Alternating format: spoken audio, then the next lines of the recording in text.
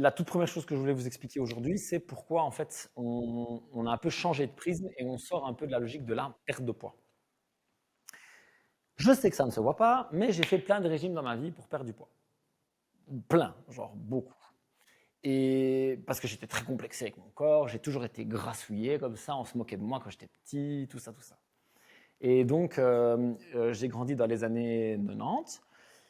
Et les petits déj, c'était des Frosties, du lait. Moi, je mettais du sucre dans les Frosties, dans le lait, le jus d'orange, etc. Enfin voilà, mes parents étaient beaucoup plus permissifs avec moi qu'avec mes grands frères et grandes sœurs. Et du coup, c'était la canette de soda, les dinosaures, enfin vous connaissez quoi. Je vous passe ces détails. Bref, à un moment donné, j'ai fait un régime. Et qu'est-ce qu'on faisait comme régime à notre époque? Des régimes 0%. Vous vous en souvenez de ça? Les yaourts 0%, les trucs maigres, les trucs light, etc., etc. Et force est de constater que ça a très bien fonctionné. J'ai perdu beaucoup de poids très vite, plusieurs fois. Et j'ai toujours tout repris. J'ai toujours tout repris pour plusieurs raisons que je vais vous expliquer au fur et à mesure de notre discussion. Mais la première chose qui me marque maintenant encore quand je vois les gens faire ça, c'est que la théorie de la perte de poids, elle est assez claire. Vous avez des calories qui rentrent et vous avez des calories qui sortent. Alors, les calories, c'est la mesure qu'on a choisi de prendre pour l'énergie dans le corps humain via les aliments et la dépense énergétique. C'est comme ça que ça fonctionne. Et donc, très simplement, très simplement, pour perdre du poids, il faut faire quoi? Le déficit calorique. Donc, ça veut dire qu'il faut que ça, ce soit plus petit que ça. Voilà. C'est comme ça qu'on perd du poids. C'est aussi simple que ça. Donc, il faut manger moins que ce qu'on dépense. OK? Ce qui se passe souvent, et c'est ce que moi j'ai fait à une époque, et je pense que certains d'entre vous se reconnaîtront là-dedans, c'est que manger moins, ça ne veut rien dire. Ça veut juste dire se priver de plein de trucs. Et surtout, manger beaucoup moins. Beaucoup moins. Et donc, on se retrouve à faire un calorie in qui descend énormément. Et en plus de ça, qu'est-ce qu'il faut faire pour perdre du poids? Du cardio. Même pas du sport, du cardio. Rappelle-toi, personne n'allait faire de la musculation quand on voulait perdre du poids. On allait courir. C'est vrai ou pas? On allait tous courir. Parce que quand même, on va perdre du poids. Et alors, tu te retrouves, entre parenthèses, dans la rue avec des gens qui n'ont pas le physique pour courir, qui ont un surpoids énorme, qui n'ont pas la musculature, pas la technique, et qui courent sur du béton, et qui après 2 mois te disent « ça ne va pas, j'ai mal partout ». C'est pas du tout adapté pour eux. En plus, c'était la parenthèse, j'avais envie. Et donc maintenant, je me retrouve à augmenter ma dépense énergétique plus, alors je fonds. Ça marche super bien. Mais c'est beaucoup trop. C'est beaucoup trop. Et c'est surtout insoutenable. Donc le but aujourd'hui, et vraiment on s'engage tous ensemble à ça, ceux qui sont en live c'est pareil, bonjour à ceux qui sont en live, on s'engage à faire quelque chose de tenable. Je veux que personne ne reparte en se disant ça, je vais le faire pendant 3 semaines, ça va être incroyable, mais après j'arrête. C'est vraiment le meilleur moyen de faire les allers-retours et ces allers-retours sont hyper néfastes. Qu'est-ce qui va se passer quand je vais faire ça à ce point? Je vais perdre du gras, mais je vais aussi perdre du muscle. Pourquoi est-ce que ça craint de perdre du muscle? Pourquoi est-ce que ça craint vraiment fort de perdre du muscle? Est-ce que vous avez des idées? Des choses, pardon? Très bien, gros consommateur d'énergie. Donc tu vois, on parlait des calories. Ça ne s'écrit pas comme ça, c'est pas grave.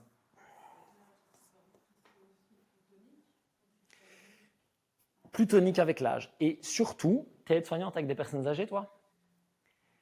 T'as vu quand la fonte musculaire est vraiment là, la catastrophe que c'est? Moi, je l'ai vu avec ma grand-mère, c'était un truc de fou. À un moment donné, elle a arrêté de bouger parce qu'elle a eu des problèmes privés, bref. Et elle a fondu. Mais quand je dis fondu, c'est, tu sais, à un moment donné où tu as l'impression. On a tous vu des gens comme ça, vraiment âgés ou proches de la mort, malheureusement, et qui, tu sais, on dit la peau sur les os. Et ces gens-là sont tellement incapables. Quand je dis incapables, c'est pas en me moquant. Littéralement, ils sont incapables. Ce sont des personnes qui ne savent pas porter, ce sont des personnes qui ne savent, si elles tombent, elles ne savent pas se relever. Et ça, ben, si tu n'as pas de muscles, c'est un peu foutu. Donc, on a un peu moi, ce que j'appelle l'indépendance, la qualité de vie en fin de vie, etc. 2 raisons de plus. Et il y en a une que vous ne suspectez pas, je pense. À votre avis, pourquoi est-ce que ça craint de perdre du muscle? Est-ce que vous avez encore des idées? Le muscle, tu parlais des calories, tu sais que ça dépense de l'énergie. Et en fait, le muscle, ça dépense de l'énergie au repos aussi. Au repos. Qu'est-ce qu'on appelle au repos? Est-ce que là, je suis au repos? Ben, je ne suis pas en train de faire du sport. Mais avec mes 93 kilos à la louche, plutôt musclé et pas trop gras, si j'ai quelqu'un de 93 kilos à côté de moi qui n'a pas de muscle et qui est gras, on est littéralement en train de faire la même chose et je dépense plus de calories que lui. Exactement. Okay, donc déjà, ce qui est cool, c'est que ça va me permettre plus de liberté. C'est-à-dire que c'est beaucoup plus facile pour moi maintenant de rester sec et de ne pas prendre de gras que quand j'étais gras et moins musclé. Vous voyez ce que je veux dire? Et pour terminer, et ça je vous en reparlerai un petit peu plus tard, c'est par rapport au sucre. Et ça je pense que c'est moins connu et que c'est pourtant capital, c'est que le muscle est un gros consommateur de sucre. Ce qui veut dire pour... Est-ce que tout le monde sait ce que c'est la glycémie? Le principe de la glycémie, c'est oui ou non? Donc c'est le taux de sucre dans le sang? C'est bon pour tout le monde? OK. Une glycémie, on sait qu'on peut avoir des pics, mais qu'il ne faut pas en avoir 5-6 par jour, et surtout qu'il faut pouvoir en redescendre dans de bonnes conditions. Ça nécessite ce qu'on appelle la sensibilité à l'insuline, et les muscles font ça extrêmement bien. Les muscles sont des gros consommateurs de glucose, et donc ce qui se passe, c'est que, de nouveau, si nous tous ici, alors après on a d'autres facteurs, d'accord, mais on mange, je sais pas moi, 4 bananes, je sais pas pourquoi on se ferait ça, mais ça pourrait être rigolo, mais trempées dans le chocolat parce que c'est meilleur. On se fait 4 bananes trempées dans le chocolat, on se met en mouvement, et bien plus j'ai de muscles, plus du coup je vais pouvoir consommer ce glucose et donc ne pas avoir une grosse montée de glycémie et un gros crash derrière. Et donc c'est encore une bonne raison d'avoir du muscle. Et puis, pour être un petit peu plus futile, moi je trouve ça plus joli. Je trouve ça plus joli un corps musclé qu'un corps qui ne l'est pas. Okay, et je trouve que c'est important. Ok, donc c'est pour ça que j'ai décidé d'un peu mener une guerre contre la perte de poids. Parce que vraiment, dans l'inconscient collectif, la perte de poids, c'est il faut se priver à mort et il faut aller courir tout le temps. Et ça reste vraiment très ancré dans la tête des gens. Vraiment, parlez-en autour de vous, vous allez voir, c'est dingue. Avec mon petit statut de coach aussi, tu sais, quand je vais dans des soupers chez des amis et tout ça, on me demande tout le temps qu'est-ce qu'il faut manger, qu'est-ce qu'il ne faut pas manger. Et à chaque fois, c'est la même chose. Oh, je devrais arrêter ça. Oh, je devrais arrêter ça. Oh, et il faut que j'aille courir. Mais non, en fait, non. Tu te prends beaucoup trop la tête. On va faire beaucoup plus simple. Et c'est ce qu'on va faire aujourd'hui. On va juste mettre des petits mécanismes en place qu'on va essayer de tenir dans le temps. C'est pour ça qu'on est vraiment revenu de cette logique-là et que moi, ce que je veux faire, c'est ce qu'on appelle, c'est pas moi qui l'ai appelé, de la recomposition corporelle. Il manque une lettre. Je fais n'importe quoi. Recomposition. Vous le voyez? C'est quoi la recomposition? C'est ce que tu as dit tout à l'heure. Scientifiquement, c'est totalement inexact. On va expliquer, d'accord? Mais c'est changer le muscle en gras. Ça n'existe pas, d'accord? Mais par contre, c'est donc diminuer la masse grasse et augmenter le muscle en même temps. Et ça, c'est cool. Parce qu'on peut le faire en même temps. Contrairement à ce qu'on pensait avant, on pensait qu'il fallait faire des prises de muscles ou des pertes de poids, et on peut faire les deux. Ça, c'est notre goal. Aujourd'hui, je vais vous expliquer les 3 piliers sur lesquels je m'appuie pour permettre aux gens de perdre du gras et d'augmenter leur masse musculaire. Les bénéfices secondaires qu'on va voir, parce que là, déjà, on a tous les bénéfices dont on a parlé jusque-là. Le bénéfice quand même qui est recherché par beaucoup de gens, ça reste le bénéfice esthétique qui est évident quand j'ai moins de masse grasse et plus de muscles. Mais il y a quelques bénéfices secondaires qui sont très cool. Et le premier, vous avez été plusieurs à parler de ça, c'est l'énergie. Avec ce qu'on va faire aujourd'hui, vous allez avoir plus d'énergie. Pourquoi? Parce qu'une des choses qu'on va faire notamment, ça va être stabiliser votre glycémie. Et stabiliser la glycémie, c'est un des meilleurs moyens d'avoir une meilleure énergie. Parce que quand j'ai mon taux de sucre dans le sang qui monte d'un coup et puis qui chute derrière, c'est le meilleur moyen d'avoir des grosses montées d'énergie, des gros coups de fatigue, des grosses montées d'énergie, des gros coups de fatigue. Une fois de temps en temps, c'est normal, c'est tout à fait OK. Quand c'est 4 fois sur la journée, ça craint. Ça annonce quelque chose de moins bien derrière. Ça, c'est vraiment le bénéfice secondaire, le premier. Et puis, je parlais donc de glycémie. Donc, pour les personnes qui auraient, par exemple, une petite résistance à l'insuline ou carrément un diabète de type 2, etc., tout ça va aider énormément à réguler ceci. J'ai parlé des bénéfices de qualité de vie, en fin de vie, etc. Vous allez comprendre. Alors, je m'appuie sur 3 piliers pour ça. Et ce sont les 3 dont on va parler aujourd'hui. L'alimentation, NPA, pour ceux qui ont fait ma première conférence sur l'alimentation naturelle, pratique et agréable, et j'ai expliqué les quelques principes qui sont clés. Le mouvement intelligent, adapté évidemment à chacun. Je vais vous donner des astuces pour ça, parce que bon, comme on veut faire du muscle, ce n'est pas qu'en mangeant qu'on fait du muscle. À un moment donné, il va falloir travailler un petit peu dessus. Et puis, je vous donnerai quelques petites clés en plus pour ce que j'appelle le mode de vie énergie. Et là, je vais juste prendre 1 minute pour expliquer ça avant de passer dans le détail de chaque point. C'est que c'est beaucoup plus facile de perdre du gras, de faire du muscle et surtout d'avoir des bonnes habitudes alimentaires quand je ne suis pas épuisé. Est-ce qu'on est tous d'accord avec ça? Le lendemain d'une gueule de bois, un jet lag. Quoi? Hein? De quoi? Oui, oui.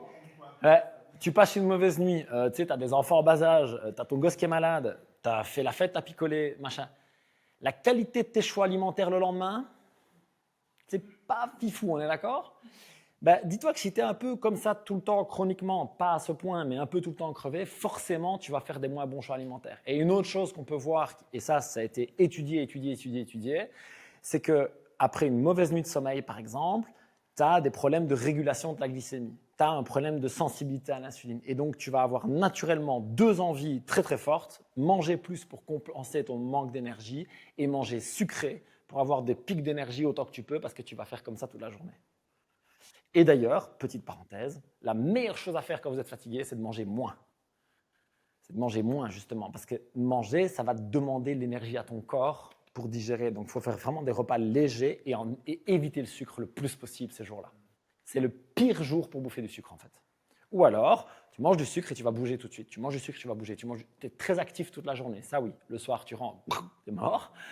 Mais c'est mieux ça que genre t'enfiler 3 tranches de pain et puis t'aller essayer de survivre derrière ton ordinateur comme tu peux. Ça craint. Petite parenthèse, moi, ça m'a sauvé plein de fois, notamment quand Taï dormait très mal. Le fait le lendemain de manger moins, c'est extrêmement, extrêmement aidant. Et donc, on va mettre à la fin, aujourd'hui, quelques habitudes dans notre mode de vie qui vont en fait venir soutenir les 2 choses que l'on va faire dans l'alimentation et dans le mouvement. Good? Allez, on est parti. L'alimentation, c'est quand même le premier truc qu'on doit faire. Alors, le NPA, je ne vais pas passer des heures dessus. Pourquoi? Parce que j'ai fait une conférence entière sur le sujet. Mais on va juste se rappeler de ces 3 lettres. Naturel, pratique et agréable. Plus vous pouvez retenir ça, mieux c'est. Naturel, pratique et agréable. Quand vous posez la question, est-ce que je vais intégrer, tu vois, on parlait de repas. Tu vois, j'aimerais bien des repas dans ma vie. J'aimerais bien un système. J'aimerais bien un peu des habitudes. La première chose que tu fais, c'est est-ce que ça correspond à ça, à NPA? Je m'explique. Il faut que ce soit le plus naturel possible. Ça a été étudié, surétudié, et vous le savez aussi, on va être beaucoup plus nourri en mangeant une pomme et 3 amandes qu'un Kinder Bueno, même à calories équivalentes. Vous voyez ce que je veux dire? Ça va nous nourrir plus longtemps, ça va nous donner plus d'énergie, ça va nous apporter des nutriments dont on a besoin. C'est bien mieux de manger une pomme et 3 amandes qu'un Kinder Bueno. Okay? Naturel d'un côté, pas naturel de l'autre. Vous avez compris la démarche. Pratique, ça veut dire quoi? Ça veut dire que si je vous propose un changement systémique qui ne rentre pas dans votre mode de vie, c'est peine perdue. Vous pouvez essayer, ça ne marchera pas. Soit vous allez changer tout votre mode de vie et maintenant, ça va devenir pratique pour vous. Donc, c'est le cas pour moi, par exemple, parce que je ne sais plus qui a dit, c'est toi, je crois, je ne suis pas encore à ton niveau. Je ne sais pas comment vous imaginez que je vis, mais c'est toujours très drôle, les gens se font toujours un mythe sur les trucs. Non, le seul truc, c'est que, par exemple, dans ma routine, le matin, je prépare le petit déjeuner et le repas de midi de de ma femme et de mon fils. Je me lève le matin et je fais ça, ça me prend souvent une demi-heure à peu près, 30 à 45 minutes. Mais c'est mon habitude à moi et ça me va très bien parce qu'en fait, j'aime bien de me lever tôt. À ce moment-là, ils dorment toujours, donc j'ai un peu ma bulle et c'est mon moyen à moi de m'énergiser et de me dire « t'as fait un truc bien dans ta journée, mec ». Et je suis tout fier de moi, je pars, ils ont leur petit repas et je pars dans ma journée, je suis tout content. Ça me correspond à moi. Par contre, tu me dis il faut faire quelque chose à 21h30, 22h, il n'y a plus personne, je ne suis plus là, fous-moi la paix. J'ai des coachs qui travaillent dans mes salles jusqu'à 20, 21, etc. et qui, eux, sont très bien avec ça. Moi, je ne pourrais pas. Je pourrais, mais ça ne me conviendrait pas. Vous voyez ce que je veux dire? Et donc, quand vous allez réfléchir à est-ce que j'intègre cet aliment, cette habitude, ce repas, ceci, pensez est-ce que dans ma systémique, ça va tenir dans le temps? Notamment, et je vous ferai une petite parenthèse sur l'alcool tout à l'heure parce qu'il y a des choses très intéressantes à savoir. J'ai découvert des choses moi-même encore en faisant des recherches récemment qui sont vraiment très cool. La plupart du temps, quand je parle de l'alcool, ça crée beaucoup d'émotions. Regardez, j'ai prononcé le mot, ça rigole de fou par là. Pourquoi? Parce que l'alcool fait partie de notre vie. Plus ou moins, mais ça fait partie de notre vie. Qui ici ne boit jamais d'alcool? Jamais, jamais. Voilà. Oui, toi, tu as quel âge? Tu as quel âge? 9 ans, je suis rassuré. Jamais? Ça ne veut pas dire, ça non pas jamais. Ça s'appelle très rarement. Pourquoi je dis ça? Parce que dans nos cercles sociaux ou dans notre vie à nous, dans tous les cas, l'alcool existe. On ne peut pas faire genre, il n'y a pas d'alcool, c'est pas vrai. Et donc, il y a des gens qui ont une systémique où ils vont 3 fois par semaine chez des potes et 3 fois par semaine, on leur propose de l'alcool. Et tu vas faire genre, ah ben il faut que tu arrêtes l'alcool toute ta vie. Vous pensez que ça va tenir? Vous pensez que c'est cohérent, sérieusement? Ça n'a aucun sens. Donc, on va plutôt devoir composer avec l'alcool. Ou alors, t'as dit quoi? Plus de potes? Change de pote. Change de pote. Donc, c'est ce que je te dis. En fait, soit maintenant, j'apprends, moi, à vivre dans cette systémique et à mettre mes règles, soit je change de système. Typiquement, je vous donne un exemple. Avant, je jouais au basket. Je jouais au basket et notamment pas mal dans le club de Ninan. Et dans le basket, dans le foot, dans les cours sport co, ça picole de fou, partout. Partout, partout, partout, toute la journée, tout le temps. J'ai bu des litres et des litres et des litres et des litres d'alcool pendant des années. Je suis retourné au basket récemment, enfin il y a 2-3 ans, et ils rigolaient beaucoup parce qu'au début, c'est « Qu'est-ce que tu bois, Jack ?» Une eau pétillante.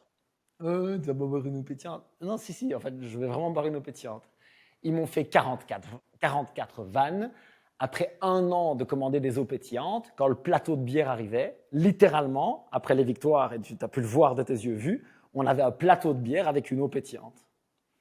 Parce qu'ils avaient compris que je ferais différemment dans leur système. Vous voyez ce que je veux dire? Ok.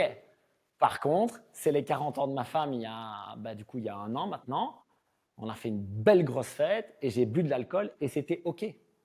Parce que maintenant, dans ma vie à moi, ça se régule. Ok? Là où je veux en venir, c'est que vous devez trouver quelque chose qui va rentrer dans votre mode de vie, mais pour toujours. Ok? Donc, si vous adorez le chocolat, s'il vous plaît, n'écrivez pas sur votre feuille « J'arrête le chocolat pour la vie ». C'est des conneries. Je n'y crois pas une seconde et de toute façon, pour moi, vous n'avez pas intérêt à le faire si vous adorez ça. Pour terminer, agréable, très simplement, mais ça, je ne vais pas m'étendre dessus, mangez des choses que vous aimez et donnez-leur du goût. Trouvez un moyen. Je sais que c'est très con, mais tout à l'heure, moi, j'ai mangé un demi-avocat avec plein de sel. J'en mets plein sur l'avocat. Je trouve ça méga super bon. Je me suis fait un chocolat chaud avec du lait de coco et du cacao. Je trouve ça super bon. En gros, quoi que ce soit, faites en sorte que ça vous plaise. D'accord? De l'huile d'olive, du sel, des épices, des herbes, des amandes effilées. Faites ce qu'il faut pour que ça vous plaise et pas que vous disiez « Putain, quelle pénitence de manger aujourd'hui ». Ça va? Ça, c'est important? Cool. Alors, revenons-en à notre recomposition corporelle. Je vais faire quelques petites bullet points ici et on va voir au fur et à mesure. Et la première chose dont on doit parler, c'est vraiment très important, c'est que pour perdre du gras, il faut donc faire un déficit énergétique ou déficit calorique si vous préférez. Je vais vous donner 2 méthodes. Cash. Très simple. mais je vais aussi vous donner l'erreur à éviter. Comment est-ce qu'on fait un déficit calorique? Imaginons que vous ayez un poids stable. Qui ici a un poids stable en moyenne sur les 2-3 derniers mois? Voilà, parfait. Vous avez un poids stable. Vous notez pendant une semaine ce que vous mangez. Vous pesez au début, vous pesez à la fin. Vous étiez à 64, vous êtes à 64,12 ou 63,9, bref, c'est stable. Et vous avez noté tout ce que vous avez mangé. Par contre, soyez scrupuleux, quoi. Jouez le jeu. Okay? Donc ça veut dire que si je prépare une sauce pour mon fils à la mayonnaise et que je rallèche la cuillère, comme ça et que je prends 5 grammes, il faut le noter. Parce que sinon, le problème, c'est que ça va complètement fausser le truc.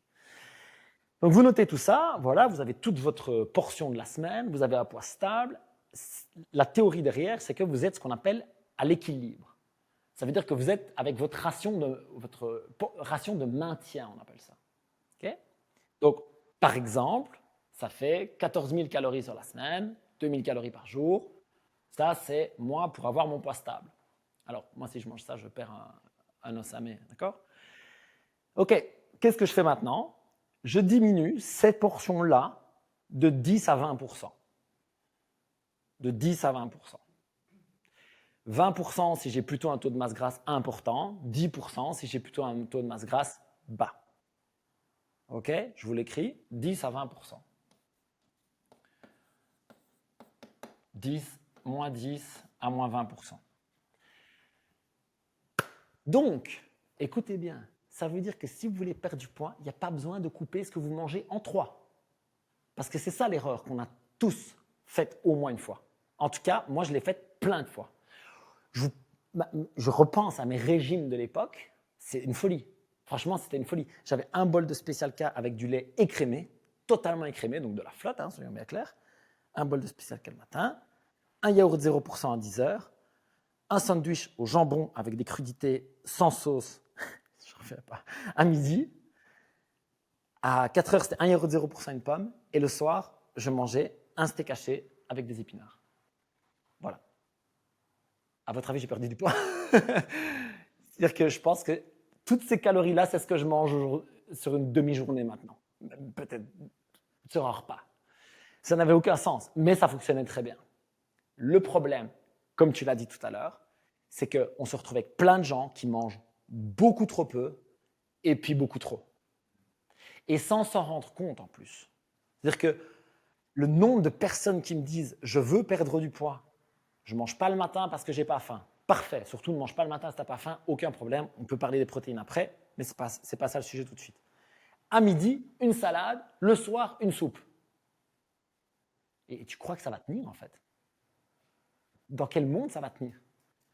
Et alors le week-end, c'est le week-end. Pump it up. Et là, on va bouffer 3 burgers et la mousse au chocolat, les 14 verres de vin. Je ne comprends pas, je ne perds pas de poids alors que je me prive toute la semaine. Et c'est ça qui est fou. Et je le vois vraiment avec des gens qui ont sincèrement le sentiment de se priver tout le temps et qui ne perdent pas un gramme parce qu'en fait, ils font un déficit calorique beaucoup trop important, suivi d'un rattrapage énorme.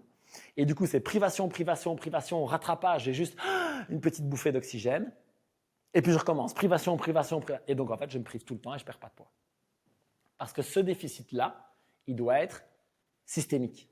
Je ne peux pas le faire 4 jours et puis faire comme si ça n'existait plus et puis ce n'est pas possible.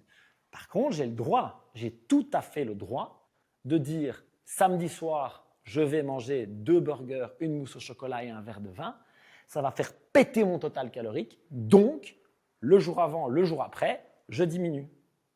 Parce que mon but, c'est que ça s'équilibre sur, on dit 15 jours normalement, enfin 14 jours, 2 semaines. C'est juste que ce n'est pas facile d'équilibrer sur 2 semaines. En général, avec les gens, on fonctionne par jour parce que c'est juste plus simple. Vous voyez ce que je veux dire? Mais on veut donc ce moins 10 à moins 20% systémique, tout le temps. Mais il n'y a pas besoin de couper en 3. D'accord? Ok. Ça, c'est la première version. La version, j'observe ce que je mange et je diminue. Et ça marche super bien. Vraiment, c'est totalement sous-estimé, c'est extrêmement, extrêmement simple à faire. Parce que du coup, maintenant, ça veut dire, c'est pas j'arrête le chocolat, c'est j'en mange 40 grammes, ben maintenant, j'en mange entre 32 et 36. C'est quand même plus sympa, non? Que d'arrêter le chocolat. Puisque 10 à 20%, c'est ça. Hein. Ça veut juste dire que de mes 4 carrés, j'en mange 3, 3,5. Ben non. Mais on fait ça avec tout par contre. C'est-à-dire que l'huile d'olive, je ne la verse pas comme ça. Comme moi avant.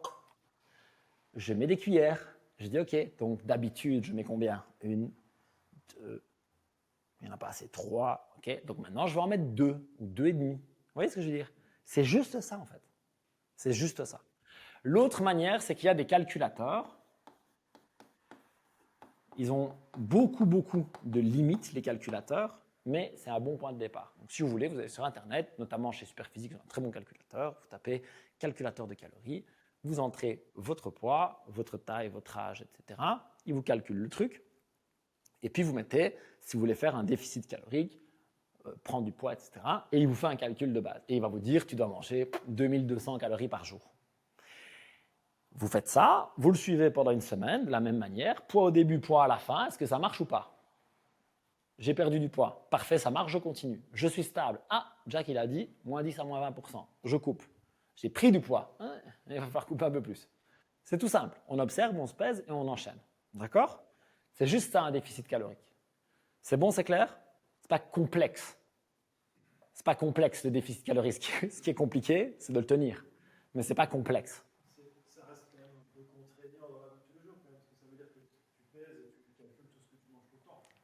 Pas, alors justement, merci, très bonne remarque, pas tout le temps. J'ai un point de vue là-dessus, qui changera peut-être au fur et à mesure. Il y a 10 ans, je t'aurais dit, en 10, j'exagère, il y a 5 ans, je t'aurais dit, pas besoin de peser, ça sert à rien, tu fais tout à l'instinct, ça va marcher. Eh ben, c'est pas vrai, ça marche pas aussi bien que ce qu'on aimerait. Ça marche un temps, mais ça nécessite d'avoir une bonne lecture de sa satiété, ce qui est le cas chez très peu de gens. Une forme d'autodiscipline à manger régulièrement la même chose et à faire gaffe, parce que tout à l'heure j'ai trempé, alors truc que je ne fais jamais, je sais pas pourquoi, si je sais pourquoi j'ai fait ça, j'avais faim, j'avais pas grand chose d'autre. J'ai tapé une cuillère à café dans le pot de beurre de cacahuète et j'ai mis du sel par-dessus. Cacahuète avec du sel, c'est incroyable. Et j'ai mangé ça. Je n'ai aucune idée s'il y avait 10 grammes, 20 grammes ou 30. Donc ça veut dire que littéralement, entre x1 à x3, je ne sais pas du tout combien j'ai mangé. C'est pour ça que mon point de vue à l'heure actuelle, c'est que tout le monde, tous les gens qui veulent faire une recomposition corporelle devraient une fois dans leur vie faire 14 jours, juste 14 jours où tu pèses tout. Mais juste 14 jours. Pourquoi? Parce que par contre, moi, je l'ai fait et refait. Maintenant, j'ai une caisse d'aliments là-bas avec de la salade, des fruits, des avocats. Je peux te dire à 10% près vers le haut, vers le bas, tout pèse combien? Pourquoi? Parce que je l'ai tellement fait et refait, excuse-moi. Oui, c'est ça. Tu sais, quand je mange mon steak haché de bœuf le soir, je le mets rien qu'à l'œil, je sais te dire combien il pèse. Tu vois? Parce que je l'ai pesé et repesé. Mais ici, probablement, plein de gens n'ont aucune idée de ça. Et les trucs qui sont vraiment traîtres là-dedans, mais vraiment, c'est les graisses ajoutées, donc les huiles, le beurre, la crème, etc. Ça, c'est... Enfin, vous allez... Franchement, juste faites-le une fois. Évaluez ce que vous mettez comme graisse ajoutée. Vous allez être scotché. Ça va super vite et c'est ultra calorique. Donc ça fait l'huile d'olive, probablement un des meilleurs aliments qui existent pour la santé humaine. C'est vraiment plébiscité de partout. C'est un excellent aliment pour nous. Mais l'huile d'olive, une cuillère à soupe, c'est entre 100 et 150 calories. Alors, je ne sais pas si vous vous rendez compte ce que c'est entre 100 et 150 calories. Et pour quelqu'un qui doit manger 1500 sur la journée, c'est-à-dire qu'elle met sa cuillère à soupe, hop, 10%. Vous voyez ce que je veux dire? C'est un peu... Il faut faire gaffe, quoi. Et donc, les graisses ajoutées et les noix. Tout ce qui est noix, beurre de noix, etc. C'est une folie. Donc, récemment, j'en ai déjà parlé dans une vidéo, je pense, mais récemment, j'ai un copain qui me dit... donc il veut perdre du poids, et il me dit j'ai remplacé les chics qu'il y avait sur mon bureau quand je travaille par des noix. Et je dis mais c'est génial pour ta santé, c'est top. Je dis par contre, pour ta perte de poids, il vaudrait mieux manger des chics. Parce que en fait tes noix elles sont, je sais pas, il faudrait calculer, mais entre 2 ou 3 fois plus caloriques. Et donc il me dit ah bah je mange, je sais pas, moi il me dit, il a des mains d'ours le gars, il dit bah, je sais pas, 3 poignées. Et je dis, bah, écoute, à la louche comme ça, je pense que c'est 1000 calories. Et il m'a regardé comme ça. Et j'ai dit, oui, je pense que tu grignotes 1000 calories avec tes noix. On ne se rend pas compte, en fait. Les noix, c'est calorique comme la mayonnaise. Voilà. c'est infiniment meilleur pour la santé, évidemment. Tout comme c'est meilleur que les chics. Mais il faut avoir une idée de ça, tu vois. Et donc, les noix, les graisses ajoutées et les viandes grasses. Les viandes grasses, c'est le piège. Tu vas chercher une entrecôte, elle est sublime, bien marbrée. Le truc que j'adore manger par-dessus tout.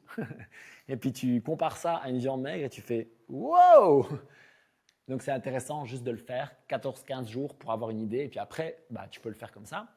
Et la seule fois où il faudra redevenir, bah, c'est quand tu veux aller chercher les derniers kilos. Tu vois, quand tu en as juste plus que 2 ou 3 là ou là, ceux-là, il faudra passer par la balance. Franchement, je ne vois pas comment d'autres. Ou alors tu vas perdre du muscle avec et ça c'est dommage. Cool. Questions? Si ça balance plein de questions, tu me dis. Hein. Bonjour les gens. Vous pouvez mettre dans le chat. Moi j'aime bien de savoir toujours d'où ils viennent. Tu veux bien? Ah non, mais non, ils t'entendent pas toi en fait. Vous venez d'où les gens? Mettez un peu votre région. J'ai toujours des gens du Canada, de France, de Suisse. C'est trop bien. Cool. On a le déficit calorique, c'est clair. La deuxième chose, et là, pas tous, presque, j'aurais bien aimé. Vous allez presque tous vous dire, il faut que je change les choses. C'est bien sûr les protéines. Alors, je vais être très direct avec les protéines. Pourquoi est-ce que c'est très important dans une recomposition corporelle? Pour 2 raisons majeures. 3.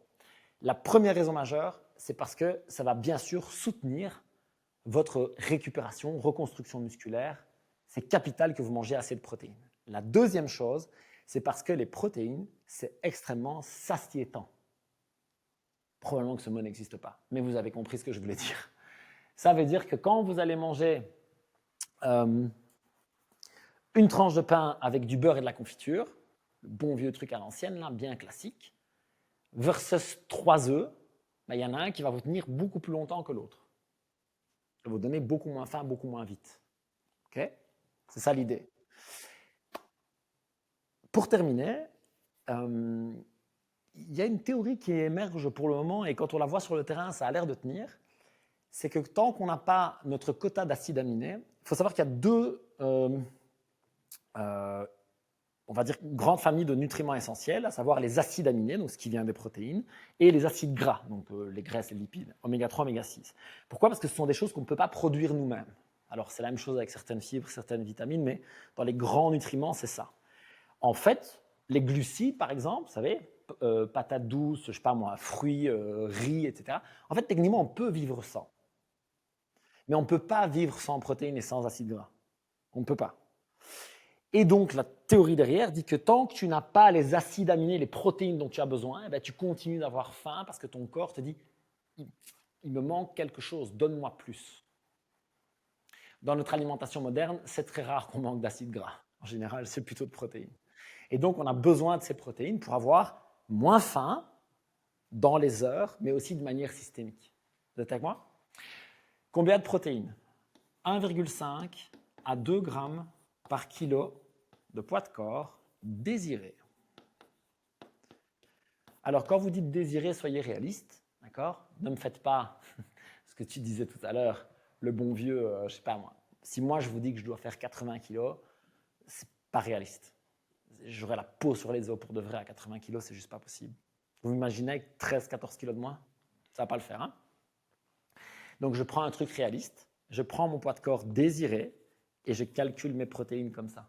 Donc, par exemple, je veux faire 80 kilos, ça me fait 120 à 160 grammes de protéines par jour. Pour les personnes qui regardent en live, vous avez un lien en dessous qui vous permettra d'aller télécharger des listes que je vous ai mis à disposition ici. Donc, par exemple, vous avez une liste protéines. Et ce que j'ai fait, c'est que j'ai pris pour 30 grammes de protéines, je vous ai donné plein d'exemples. Okay? Donc, il y a des exemples avec de la viande, avec du poisson, avec des œufs, etc., etc., etc. Qu'est-ce que vous devez manger là-dedans? Franchement, ce que vous voulez. Vous ne prenez pas la tête. On va juste se mettre 2 petites conditions pour les protéines. 1, il faut que vous les digériez. Okay? Donc, moi, par exemple, je digère très mal les légumineuses. C'est vraiment très. Alors, je peux en manger un peu, mais dès que j'en mange trop, c'est très compliqué. J'ai le ventre qui ballonne, j'ai mal au ventre, c'est une catastrophe. Ben, forcément, j'en mange très peu. Bon, ok, cool. Autre chose? Oui, lentilles, pois chiches, etc. Excuse-moi, c'est vrai, j'aurais dû préciser, merci. Autre chose, c'est moi uniquement, on est tous différents là-dessus, je ne fonctionne pas très bien avec la viande en journée. Moi, quand je mange de la viande en journée, après, je suis fatigué. Et comme j'ai des journées où je suis très actif, tout le temps, du matin au soir, je suis on. Ben, si je mange de la viande, soit j'ai un coup de barre énorme, soit je digère très mal. Mais dans les deux cas, ça ne me réussit pas. Par contre, le soir chez moi, posé bien chill avec ma famille, avec la lumière basse, je n'ai qu'une envie, c'est de manger un sanglier. On mange trop peu de sangliers en 2025, si vous me demandez mon avis. Cette idée, c'est que vous voulez des protéines digestes.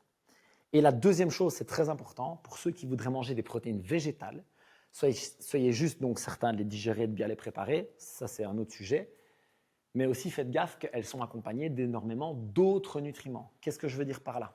Si je prends 100 grammes de blanc de poulet, je vais avoir 20-25 grammes de protéines dans la portion. Quasiment rien d'autre. Aucun glucide, aucun sucre et très peu de graisse. Si maintenant je prends l'équivalent en protéines en lentilles par exemple, eh bien je vais avoir un peu plus de graisse, pas beaucoup dans les lentilles, par contre je vais avoir beaucoup plus de glucides. C'est juste qu'il faut le considérer quand je vais faire mes choix alimentaires. Vous me suivez ou pas? Ça là, je suis certain que très peu d'entre vous y arrivent. Dans la systémique de nouveau, régulièrement. Pourtant, ça peut vous aider énormément. La petite astuce, très simple pour commencer, c'est vous allez prendre la liste des protéines qui est, vous pouvez télécharger, que vous avez là, et vous vous dites 30 grammes, c'est quoi? Je n'ai pas fait 30 grammes au hasard. En fait, 30 grammes, c'est ce qu'on recommande énormément pour démarrer la journée, dans notre premier repas. Par exemple, c'est pas l'aliment ultra recommandé, mais c'est à peu près 100 grammes. Vous savez, les boîtes de thon, là? C'est à peu près 100 grammes de thon. Pour vous donner un exemple. C'est 4-5 bons gros œufs. 30 grammes de protéines. L'idée, c'est que démarrer votre journée, votre premier repas, en tout cas au moment où vous avez faim, avec ces 30 grammes de protéines, ça va aider à stabiliser votre glycémie, comme j'en parlais, ça va aider à gérer votre faim. Et si vous partez sur ce principe de petites portions de 30 grammes déjà 3 fois par jour, vous êtes déjà à 90, c'est déjà fait. C'est déjà très bien, vous voyez ce que je veux dire? Et puis maintenant, il faut ajuster en fonction de vos besoins à vous. Est-ce qu'il faut prendre des shakes protéinés? Est-ce qu'il faut? Non. Si vous avez du mal à atteindre votre total protéique, c'est un très bon outil. Pourquoi? Parce que c'est liquide et extrêmement rapide à digérer. La whey, donc, vous voyez la poudre de protéines de lait, la whey, c'est l'aliment qui apporte le plus vite les protéines au corps. On estime que, selon les personnes, à peu près en 30 minutes, c'est digéré. Pour un steak, on parle de plusieurs heures. Donc c'est extrêmement différent. Donc chez les gens, il y a des personnes comme ça, j'ai vraiment du mal avec mes protéines, j'y arrive pas. Ben, pour ces personnes-là, ça peut valoir la peine de manger. Déjà, la viande hachée passe beaucoup plus facilement que la viande évidemment entière, c'est beaucoup plus facile à digérer. Et la deuxième chose, c'est les protéines en poudre qui peuvent vraiment aider. Alors je peux les prendre pour ce qu'on appelle de la whey. Je vous recommande de la whey isolate. Je vais le noter parce que ce mot-là, tout le monde ne le connaît pas. Donc isola, selon si c'est en français ou en anglais. Et je peux faire la même chose avec des protéines végétales. Okay? Isolat de soja, isolat de pois éventuellement, plutôt de soja parce qu'on a un meilleur profil d'acide aminé. C'est OK aussi à partir du moment où ça passe bien pour vous. OK? Qui, à votre avis, soyez honnête, levez la main, qui, à votre avis, mange régulièrement ça? Ouais. Ouais. Parce que toi, tu pèses tout, oui, donc toi, tu sais alors. OK. Franchement, pas loin, mais on a du mal quand même. Je pense qu'il manque quand même toujours un petit quelque chose cette journée. Tu peux poser la question par écrit dans le chat si c'est possible. Qui mange cette dose-là de protéines chaque jour? Excuse-moi, tu disais que tu avais du mal fin de journée. Allez, si par exemple je prends, mettons 120 grammes, je dirais que des fois, quand j'arrive déjà à 100 grammes sur ma journée, parce que c'est le seul truc que je vérifie de manière. C'est les protéines, oui. C'est les protéines. C'est très bien. Des fois, le soir, limite, je mangerais bien 2 œufs durs en me disant il me Ouais. manque ça, mais j'en ai déjà mangé 3 le matin. Ouais, ouais. Et là, c'est très super compliqué. Ouais. Je vais vous donner 3 petites astuces pour ce moment-là, le moment où j'arrive le soir et que je n'ai pas mon total. Ben, la première astuce, c'est les protéines en poudre. C'est quand même très efficace. Et entre parenthèses, il y en a maintenant de très bonne qualité. Et si vous les passez bien, un truc qui est super bon. Moi, je faisais ça à une époque. Je ne prends plus de protéines en poudre pour le moment depuis quand même un certain temps, mais ça marchait très bien. Je mettais quelques fruits congelés, de la protéine en poudre et juste un peu d'eau, mais pas trop. En fait, et tu blends ça. Et comme ils mettent souvent un émulsifiant dans le truc, en fait, ça va faire une espèce de crème mousse un peu épaisse comme ça. Mais ça en dessert dans un bol, c'est une folie. Tu as l'impression de manger une glace, quoi. Et le truc, c'est hyper pauvre en calories. Et tu vois, donc si tu veux à la fois monter tes prods sans faire exploser ton total, super efficace. OK ? Pour ceux qui le digèrent bien et qui n'ont pas de problème avec les produits laitiers, il y a des gens qui adorent le skyr. Alors, je ne suis pas un grand fan de ce produit-là parce que je trouve qu'en termes de retour sur investissement, c'est une arnaque infinie en termes de prix. Mais bon, voilà. Par contre, c'est très concentré en protéines et très pauvre dans les autres nutriments. Pour ceux qui le passent bien, ne venez pas ajouter du skyr si vous faites des boutons, vous avez les ventres qui gonflent. Ce n'est pas une grande idée, d'accord ? Mais il y a les produits laitiers quand même, c'est un peu qui tout doux. Et pour terminer, et ça vous en ferez ce que vous voulez, moi je mange du poisson blanc et ça marche super bien. Parce qu'en fait, le style cabillaud, etc. En fait, l'avantage, c'est que c'est super facile à digérer, c'est ultra léger et tu peux le passer quand tu n'as plus faim. Et donc, voilà, moi, pas régulièrement, mais ça m'arrive le soir de me dire aujourd'hui, voilà, je sais pas, j'ai déjà mangé trop de graisse ou peu importe, eh ben, je me fais cabillaud congelé, quoi, MSC, hop, je me cuis ça à la poêle, clac, clac, clac, parfois même au micro-ondes comme un crevard, je le dis, voilà, vous m'insulterez dans les commentaires, d'accord, parce que il y a déjà qui cuit au micro-ondes. Ben, parfois, il est 20h45 et oui, je cuis au micro-ondes et voilà, tant pis. Et je mets un peu de citron, un peu de sel et je trouve ça très bon. Voilà, et ça me fait vite 30 grammes de protéines qui passent comme ça sans faire d'effort. C'est les 3 petites astuces que vous pouvez utiliser en plus. Parce que les œufs durs, c'est plus compliqué quand même. Hein. C'est sec. D'ailleurs, c'est ce qu'on utilise souvent pour caler les gens. On dit aux gens, mange 2 œufs durs, tu vas voir, tu seras calé. Tu vois. Par contre, tu te fais tes 150 grammes de poisson blanc, ça n'a pas du tout le même impact. OK ? Cool. Alors, je vais passer rapidement sur les fibres, mais ça me semble très très important d'en parler. Vous avez également, dans les ressources et dans votre petite liste, vous avez 2 listes pour les fibres. Vous avez une par quantité, on va dire ça comme ça, donc des listes de sources de fibres, mais vous avez aussi une liste par digestibilité. Alors, évidemment, s'il vous plaît, comprenez bien que cette liste est généraliste et que nous sommes tous différents face aux fibres. Alors, c'est quoi les fibres ? Ce sont des composés que notre corps... que nous, êtres humains, ne pouvons pas digérer. Nous avons 2 types de fibres. Un type de fibre qui finit aux toilettes et un type de fibre qui est digéré par notre microbiote, donc nos bactéries intestinales. Les fibres solubles sont celles qui vont être digérées, qui peuvent aussi absorber de l'eau, qui peuvent favoriser la santé du mucus intestinal, etc. etc. Les fibres solubles montrent quand même beaucoup d'avantages pour la santé humaine. Toutefois, nous sommes tous extrêmement différents face à la digestion de ces fibres. Parce qu'on a tous un microbiote extrêmement différent, parce qu'on a tous un passif différent. Moi, j'ai eu des gros problèmes d'intestin quand j'ai pris des antibiotiques qui m'ont ruiné le ventre, etc. Je ne pouvais quasiment plus rien me permettre avec les fibres. Et maintenant, je peux me permettre beaucoup plus de fibres, mais pas celles que je veux. C'est-à-dire que je peux en manger plein tant que je suis dans les sources qui me conviennent. Dès que je vais à côté, il faut que je sois beaucoup plus prudent. Voilà pourquoi je vous ai mis la liste. Qu'est-ce qu'on aimerait bien faire avec les fibres ? En avoir à chaque repas. Comme j'expliquais, et je vous en reparlerai, pour moi, un repas, ça se construit FLP et les glucides, on les ajuste. J'en parlerai juste après. Donc F, c'est les fibres, L, c'est les lipides, P, c'est les protéines. Donc quand je construis mon assiette, j'ai une assiette vide. Ceci est une assiette vide. Je commence par mettre des fibres et des protéines. C'est la première chose que je veux mettre dedans. Okay ? Donc, où est-ce qu'il y a des fibres ? Principalement dans les légumes, dans les tubercules et dans les fruits. C'est là qu'on va trouver les fibres probablement les plus digestes et les meilleures pour notre santé. Et donc, comme je le disais, vous avez des listes. Je pense que si je vous dis carottes cuites, brocoli cru, tout de suite, il y en a un qui vous semble plus digeste que l'autre.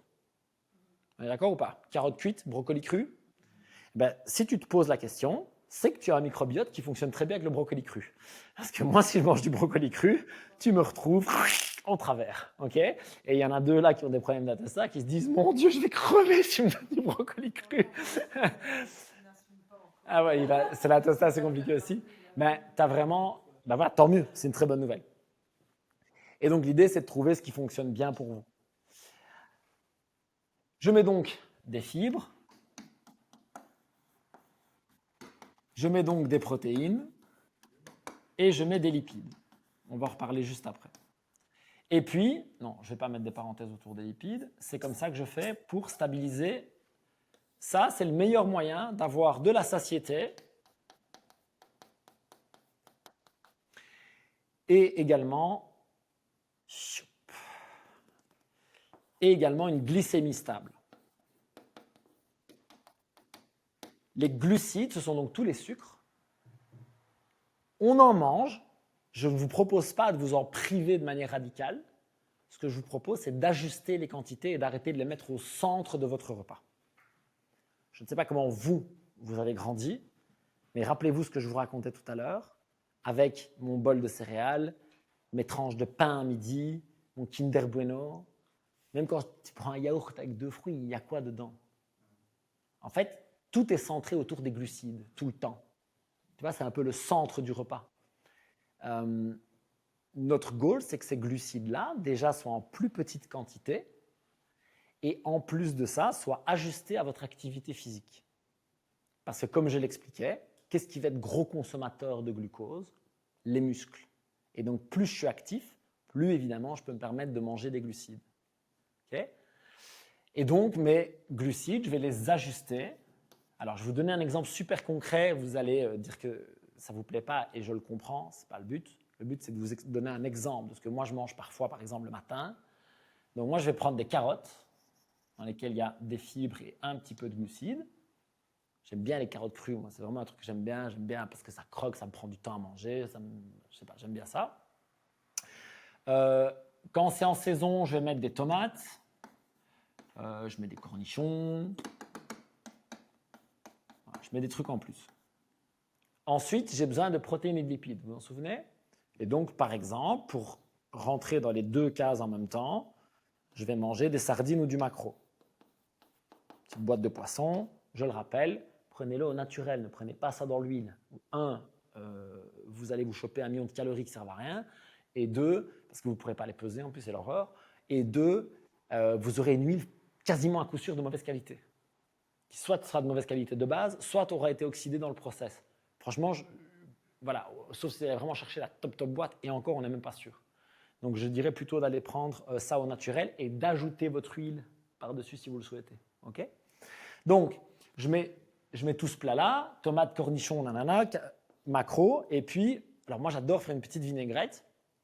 Je mets du vinaigre de cidre de pomme, parfois un petit peu de citron, parfois un peu d'huile d'olive ou pas. Je mélange tout ça, parfois un jaune d'œuf dans les vinaigrettes, c'est incroyable. Hop, et je balance tout ça dessus. Un peu de sel et j'ai mon repas. Et ça, c'est ma base, FLP. Et maintenant, mes glucides, ils vont dépendre de mon activité physique. Ce qui veut dire que si dans les 4 heures après, 5 heures après, je ne fais rien, je vais peut-être ajouter un petit fruit de saison, par exemple. Typiquement, probablement, j'ai un délire avec les kiwis, ne me demandez pas pourquoi, j'ai tout le temps envie de kiwi. À mon avis, c'est le manque de vitamine C, je ne sais pas. Je vais manger un kiwi avec. Alors, vous doutez bien que le kiwi, dans ce repas-là, ça ne va pas me faire péter mon taux de sucre dans le sang. OK? Si maintenant, 2-3 heures après, je vais aller me faire 1h30 d'entraînement, je vais manger le kiwi, mais en plus de ça, je vais ajouter, par exemple, un peu de riz basmati que j'ai cuit la veille, qui est froid, et que je mets là-dedans. Moi, je trouve ça très bon, et en plus, c'est très bon pour le microbiote. Donc, hop, le riz refroidi. Et vous voyez, le glucide, je l'ajuste, en fait. Alors, pareil, je vous ai mis une petite liste dans les ressources que vous avez là. Je vous ai mis une petite liste avec les glucides. Pourquoi est-ce qu'elle est intéressante, cette liste? Parce qu'elle vous donne des portions de glucides modérées. Je pense que je suis parti pour 30 grammes une fois de plus. Et donc, vous allez voir à quoi ça correspond 30 grammes de glucides. Soyons bien clairs, tout le monde ici peut manger 30 grammes de glucides dans son repas. Vous êtes tous actifs physiquement, au moins un peu. Il n'y a aucun problème à mettre 30 grammes de glucides dans vos repas. Et puis, là-dessus, vous venez ajouter 1, si vous avez faim, et 2, si ça rentre dans vos calories, et 3, surtout, si vous allez bouger derrière. Et là, quand même, je voudrais vous préciser une petite technique que je trouve extrêmement efficace. c'est que si par exemple vous allez manger, allez, on va dire 120 grammes de glucides sur votre journée, vous avez repas 1, repas 2, collation, repas 3, et vous allez faire votre sport ici. On va le mettre là, votre sport, regardez, on va le mettre ici. Ça, c'est bien. Ben, ce qu'on va faire, c'est qu'on va plutôt faire, je sais pas moi, 20 grammes, 40, 40, par exemple.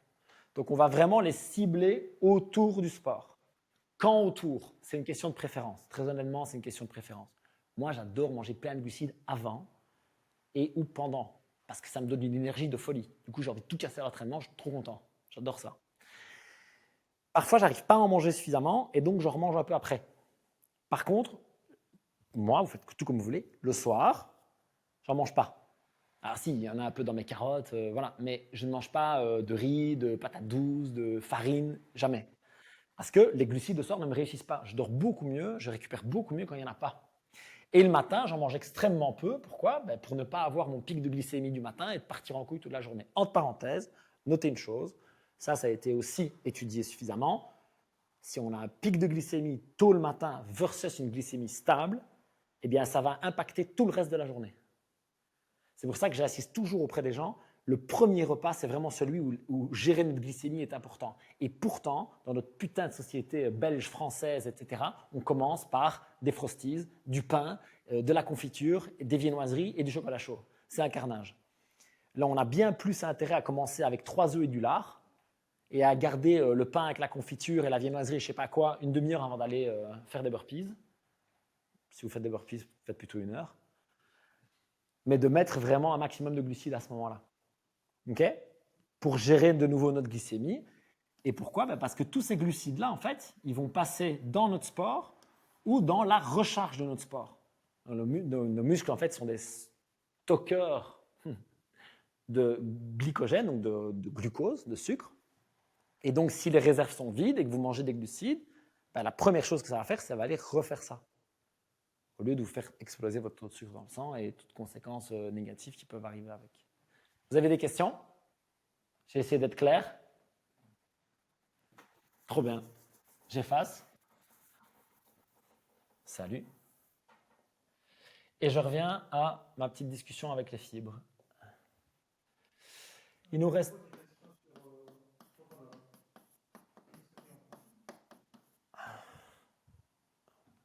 Pardon? Qu'est-ce que je pense des flocons d'avoine? C'est pas un aliment que je mettrais de manière primaire dans une alimentation parce que y a quand même pas mal de facteurs inflammatoires. Par contre, entre la tranche de pain industriel et la confiture et le beurre versus un bol de flocons d'avoine avec un lait végétal et des œufs ou de la protéine en poudre, largement, je prends les flocons d'avoine. C'est une certitude. C'est juste que les flocons d'avoine, il faut faire gaffe aussi parce que, de nouveau, c'est quoi? C'est 20 grammes ou c'est 100 grammes? Parce que du coup, l'impact sur ta glycémie le matin va être très différent. Mais dans tous les cas, si les flocons d'avoine sont l'accessoire, comme je l'ai montré avant, tu vois, si là, c'est l'accessoire, c'est cool. Le problème, c'est que si tu fais un repas avec 100 grammes de flocons d'avoine, du lait et rien d'autre, en fait, le pain, c'est tout pareil, quoi. Cool. Des gens mangent des flocons d'avoine ici? Vous aimez bien ça? De temps en temps, ouais. Un petit... Ah oui. Tu... Ouais. Ouais, c'est ça. Tu mets des glucides pour aller au sport, quoi. C'est super. Ouais, c'est top. Ok, cool. Et ça vous va bien? Ouais, très bien. Très, très bien. Alors, pour les lipides, je vais passer rapidement. De l'huile d'olive, c'est cool. Du beurre de bonne qualité, c'est cool. Des poissons gras, de la viande grasse de bonne qualité, des jaunes d'œufs de bonne qualité, des noix. Tout ça, c'est cool, vraiment. Si vous voulez perdre du poids, la seule chose avec les lipides, c'est qu'il faut gérer les quantités. Vous n'avez pas idée à quel point ça va vite. C'est incroyable. Donc, pour ceux qui ne le savent pas, il y a 4 calories dans 1 gramme de glucides, il y a 4 calories dans 1 gramme de protéines, et il y a 9 calories dans 1 gramme de lipides. Okay, donc, c'est fois 2,25. Ce qui veut dire que, on avait fait dans une vidéo avec 200 grammes de... Je vous ai raconté l'histoire des noix, là. C'était trop marrant, ça. On a fait une comparaison visuelle pour que les gens se rendent compte de ce que c'était 200 calories. C'est pas grand-chose, 200 calories, mais... Donc, on avait fait 200 calories et on avait comparé plein de trucs. On avait fait des assiettes pour que les gens se rendent compte des portions, tu vois.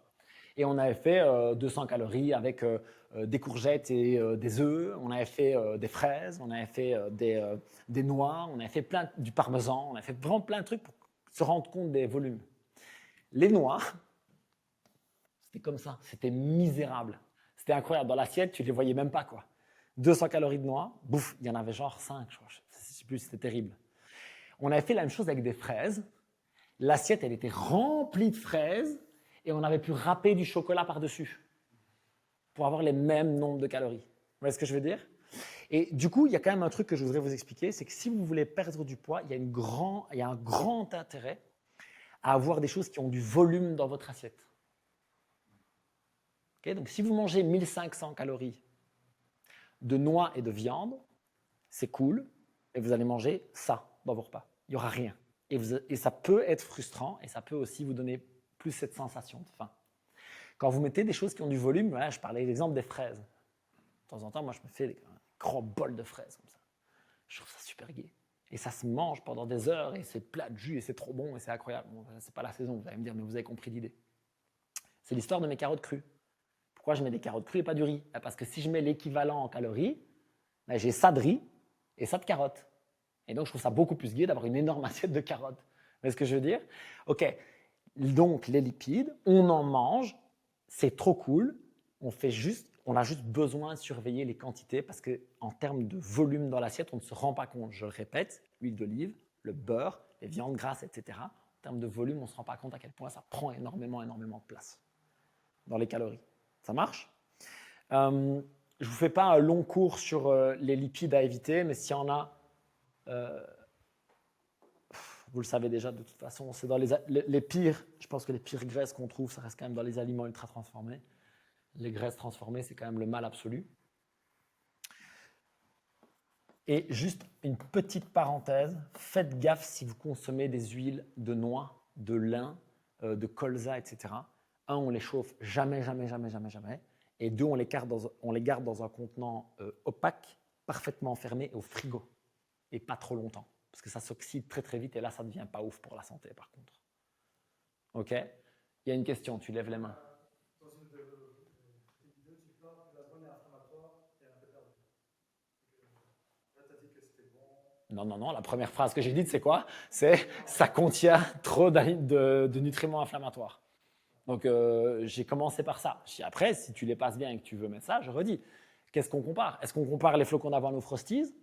Ou est-ce qu'on compare les flocons d'avoine à des fruits de saison? Ben, mange des fruits de saison. 100 fois, 10 fois, 1000 fois, je te redirai la même chose. Quelqu'un demande si tu peux donner des exemples de collations à votre. Qu'est-ce que vous aimez manger avant le sport? Qu'est-ce que vous aimez manger? Une banane. La banane mûre, ça marche toujours. Tout le monde me dit c'est trop bien. La banane mûre, c'est trop bien. C'est de l'énergie quasiment instantanée, c'est bon. La banane mûre, c'est trop bien. En plus, tout le monde croit que c'est un aliment local maintenant, donc c'est parfait. Il y a tellement de bananes, c'est vrai ou pas? Personne ne se demande si les bananes, c'est de saison, tu vois? Les fraises, tout le monde s'inquiète, mais les bananes, c'est bon. Les bananes, c'est de saison. Tu peux, t'inquiète. Donc, ce qui est vrai, c'est que c'est forcément de saison quelque part dans le monde. Ça, c'est sûr. Les bananes, c'est magnifique. Moi, j'adore le miel et le sirop d'érable. C'est vraiment deux sucres que j'adore manger. Le miel a quand même des vertus santé en plus au-delà vraiment des glucides qu'il contient. Donc, je suis vraiment pour le miel, particulièrement si vous trouvez des miels locaux, etc. Maintenant, il y en a quand même pas mal. Ça, c'est vraiment très cool. Puis voilà, toi, tu fais des petits pancakes. Tu vois, moi, je fais ça aussi pas mal. Tu sais, je fais 2-3 œufs, avec un peu de farine de patate douce ou de riz ou quoi, en cuisson. Et là-dessus, j'aime bien. Je mets des framboises congelées, je mets des petites tranches de pommes ou je mets simplement du miel. C'est énergisant à mort. C'est très cool. Le seul truc, c'est que si vous prenez un truc aussi glucidique, ne le mangez pas 2 heures avant. Parce que là, vous allez avoir vous allez l'avoir. Il faut aller plus près. Vous voyez ce que je veux dire? À vous de voir en fonction de votre digestion, évidemment. Il y a des gens, moi, je peux manger des glucides genre 15 minutes avant d'aller à l'entraînement, j'ai pas de problème. Il y a des gens, ils font ça et ils ont la gerbe tout l'entraînement. Donc, voilà, ajustez juste ça. Et pour les exemples de petit déjeuner, on a une vidéo qui va sortir dans quoi, une semaine, 2 semaines. Donc voilà, il y a plein d'exemples dedans. Mais de manière générale, ah oui, une parenthèse. Qui aime bien manger goût sucré le matin ou goût salé le matin? Plutôt salé, salé.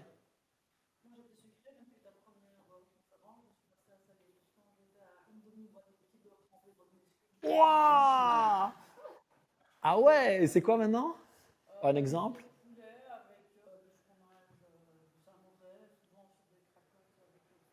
Ah oui, tu as quand même bien révolutionné le bordel. Quand je te dis, je suis pas comme ça, mais par contre, je me rappelle, tu avais dit, ne pas faire comme moi, vous l'avez fait.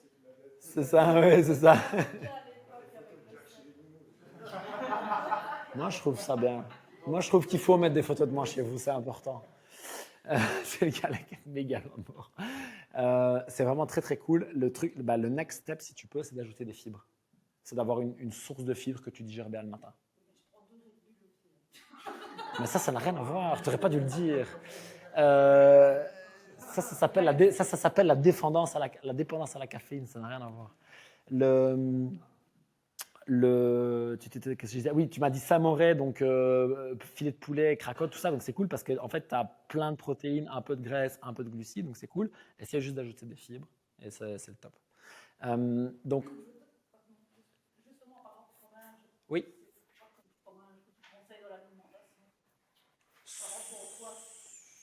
Ça rentre dans quoi? Les fromages, c'est avant tout des lipides et certains sont très riches en protéines. Ça, c'est le fromage. Donc, si tu prends un parmesan, par exemple, c'est à peu près 50-50, très riche en protéines, très riche en lipides, très riche en protéines et très, très riche en lipides. Donc, il faut être gaffe. Tu vois, de nouveau, les 200 calories du parmesan, ce n'était pas foufou. Mais si tu prends tout ce qui est fromage plus liquide, plus frais, etc., c'est souvent plus de lipides et beaucoup moins de protéines. Il faut juste faire gaffe, de nouveau, à comment tu gères tes ratios. Pour les fromages, l'idée, c'est surtout d'avoir… Alors, le top, ça reste les fromages au lait cru qui ont fermenté, enfin, qu'on a affiné plutôt. Donc, typiquement, le comté, le parmesan au lait cru, le pecorino, fromage de brebis, très cool. Voilà, ça reste le mieux en termes de santé, de qualité microbiote, etc. On voit que c'est le mieux. Mais si tu aimes bien un peu de samouraï, par exemple, j'en sais rien, et que ça passe bien pour toi, voilà. De nouveau, on a tous des microbiotes différents, des réactions différentes face aux produits laitiers. On a bien fait long sur l'alimentation, et en plus, il me reste un point, je pense. Est-ce qu'on parle de l'alcool maintenant ou plus tard? J'ai l'impression que c'est mieux plus tard. Je pense qu'il ne faut pas parler d'alcool. Je pense que ce n'est pas un sujet à aborder. Pour reparler un peu sérieusement, si vous faites le déficit calorique et les protéines, c'est bon en fait. Pour votre composition corporelle, vous avez gagné. Okay? Les fibres, la qualité des lipides et les quantités de glucides, c'est pour votre santé à long terme et c'est pour mettre des chances de votre côté. Qu'est-ce que je veux dire par là? Plus vous mangez des fibres digestes, plus vous allez avoir une santé intestinale idéale, plus vous allez avoir une satiété forte et donc vous mettez des chances de votre côté que le reste fonctionne. La qualité de vos graisses, c'est la même chose. Plus vous êtes en bonne santé et plus vous avez des lipides qui vont venir moduler votre glycémie, etc., plus vous mettez des chances de votre côté. Mais la clé, c'est ça. C'est le déficit calorique et l'apport en protéines. C'est vraiment la première grande priorité. Ce n'est pas pour rien que j'ai parlé de ça en premier. Le deuxième pilier, c'est le mouvement. Je vais être vraiment très direct. Puisqu'on a parlé depuis le début de perdre de la masse grasse et de faire du muscle, eh ben, il faut faire de la musculation. Alors, comme j'en ai encore parlé récemment dans un podcast avec un spécialiste et un chercheur, etc., il me dit, le problème, c'est que quand on parle de musculation, tout le monde s'imagine en cinglé avec des gros biceps en train de faire comme ça et on se fout de notre gueule. Le problème, c'est qu'en français, il n'y a pas vraiment de meilleure expression. En anglais, ils disent « resistance training », ça veut dire de l'entraînement contre résistance. Ok? Ajuste la caméra, s'il te plaît. Si je fais des pompes, l'entraînement contre résistance, c'est la gravité qui est contre moi. Okay, si je me couche sur le dos et que je prends des haltères, ben c'est la gravité plus le poids. Bon, dans l'occurrence, il y avait mon poids de corps également. L'idée, c'est que je veux soumettre mon muscle à un stress pour qu'il s'adapte. Okay, c'est juste ça. Qu'est-ce que j'ai besoin de faire avec ce muscle? J'ai besoin de le faire progresser. Donc ça, c'est un truc, je veux vraiment que vous le reteniez, et particulièrement en vieillissant, on veut vraiment chercher à progresser au niveau sportif, que ce soit, je le redis, hein, si au début, je fais des pompes contre un mur, et puis je les fais contre une table haute, et puis contre une table basse, et puis à genoux, et puis sur les pieds, c'est progresser. Et si ça a pris 2 ans, eh ben c'est OK, c'est progresser. Si maintenant, je suis au développé couché et moi je suis une bête et je sais pas, je suis à 120 kg et puis je suis à 3 fois 120 et puis maintenant je suis à 150 et puis c'est progresser. L'idée, c'est qu'on a besoin de stimuler nos muscles pour qu'ils progressent. Pourquoi? Parce qu'il y a un phénomène qui est quand même, je pense, connu mais mal compris. La courbe n'est pas juste, s'il vous plaît, ne me faites pas, d'accord? Mais l'idée, c'est que notre masse musculaire, elle va un peu comme ça, puis un peu comme ça et puis comme ça. Ça, c'est ce qu'on appelle la sarcopénie. Ça veut dire qu'inévitablement, avec l'âge, notre masse musculaire diminue. Ça, c'est comme ça. Okay, vous ne pourrez pas y échapper. Contrairement au métabolisme, en parenthèse. Tiens, on en parlera, ça c'est sympa. Imaginons maintenant que ma courbe à moi, elle soit comme ça. Je parte de là. Oula. Je pars de là et je continue à faire du sport. Peut-être que maintenant, ma courbe, elle va faire ça. Okay. Alors, si on imagine par exemple que ça, c'est 75 ans, tu as envie d'être là ou tu as envie d'être là? Vous voyez ce que je veux dire? Donc, on a besoin de progresser et d'accumuler le plus de masse musculaire et de force possible parce que inévitablement, ça va décliner avec l'âge. Jusqu'à ce que la technologie nous sauve, ce qui n'est pas impossible dans les prochaines années, je veux être très clair là-dessus, mais on n'en est pas là. Pour le moment, on n'a pas de solution. On n'a pas de solution saine pour lutter contre la sarcopénie, à part manger suffisamment de protéines, bien dormir et faire de la musculation. Resistance training. Okay? D'ailleurs, petite parenthèse pour vous qui êtes dans ce studio, on envisage très sérieusement de mettre en place des cours avec une plus grande partie de renforcement musculaire sur l'heure. Donc de garder la durée, mais de faire plus de renforcement musculaire dans certains cours spécifiques. Parce qu'on croit vraiment que c'est bénéfique pour la santé, pour les maux de dos, pour la posture, bref, pour fonctionner au quotidien et pour le long terme. Okay? Alors, combien de musculation? On a besoin de… La formule gagnante, c'est 3 fois par semaine et ce qu'on appelle full body. Donc pour ceux qui font de la muscu, qui vont aller chez Basic Fit après avoir entendu cette vidéo et qui vont leur faire un programme, vous faites un programme de tout le corps, 3 fois par semaine pour commencer, c'est très bien. Donc c'est-à-dire que je fais les jambes, les bras, les épaules, le dos, les fessiers, les abdos, un peu, 3 fois par semaine, c'est déjà très très bien. Donc si je veux apprendre à faire des pompes, je peux faire des pompes 3 fois par semaine, des squats, des lunges, okay, je peux faire ça, c'est déjà très très bien. Vous êtes déjà sportif. Je vous vois tous, vous venez souvent ici, vous êtes régulier. Donc, vous avez déjà mis plein de chances de votre côté. Le seul truc, c'est que, typiquement, tout à l'heure, j'ai une jeune fille qui vient, une amie d'une membre, et qui me dit « Et moi, je veux vraiment prendre du muscle, quoi. Est-ce que je suis au bon endroit ?» Je dis « Oui, par contre, un jour comme aujourd'hui, l'entraînement que plusieurs d'entre vous ont fait, ce n'est pas un bon entraînement pour prendre du muscle. On est d'accord, c'est un bon entraînement pour entretenir, c'est un bon entraînement pour brûler de l'énergie, pour avoir un meilleur cardio. Je pense que pour le mental, c'est le genre de truc qui fait du bien aussi, on se défoule, c'est top. Ce n'est pas un bon entraînement pour prendre du muscle. Et donc, ça peut valoir la peine pour ce genre de personnes ou pour vous, si vous avez des objectifs spécifiques, de nous en parler et nous, on adapte le programme pour vous. Je prends l'exemple de ma femme, très régulièrement, elle tombe mal dans le WOD, elle arrive, parce que c'est des WOD à CrossFit Recon, elle est là-bas, et elle tombe mal, c'est 30 minutes de rameur. Et elle veut prendre du muscle. Du coup, elle, on lui fait 30 minutes où elle fait 1 minute de rameur, 1 minute de lunge, 1 minute de push-press, j'en sais rien, des trucs comme ça. Voilà, peu importe, mais on adapte pour elle. On peut faire la même chose pour vous si vous nous en parlez. Okay? Et si vous regardez cette vidéo et que vous allez au Basic Fit, machin, Voyez avec un coach, suivez un programme, faites quelque chose de structuré pour avoir cette progression. Donc, on appelle ça la surcharge progressive en musculation, mais c'est vraiment cette progression la clé. En deux, qu'en est-il de ce fameux cardio que j'ai, entre guillemets, décrié tout à l'heure? Il y a deux voies possibles, entre guillemets. Donc, d'un côté, je fais 1 à 3 fois du cardio par semaine. Alors, c'est quoi du cardio? Parce que ça, je vais insister.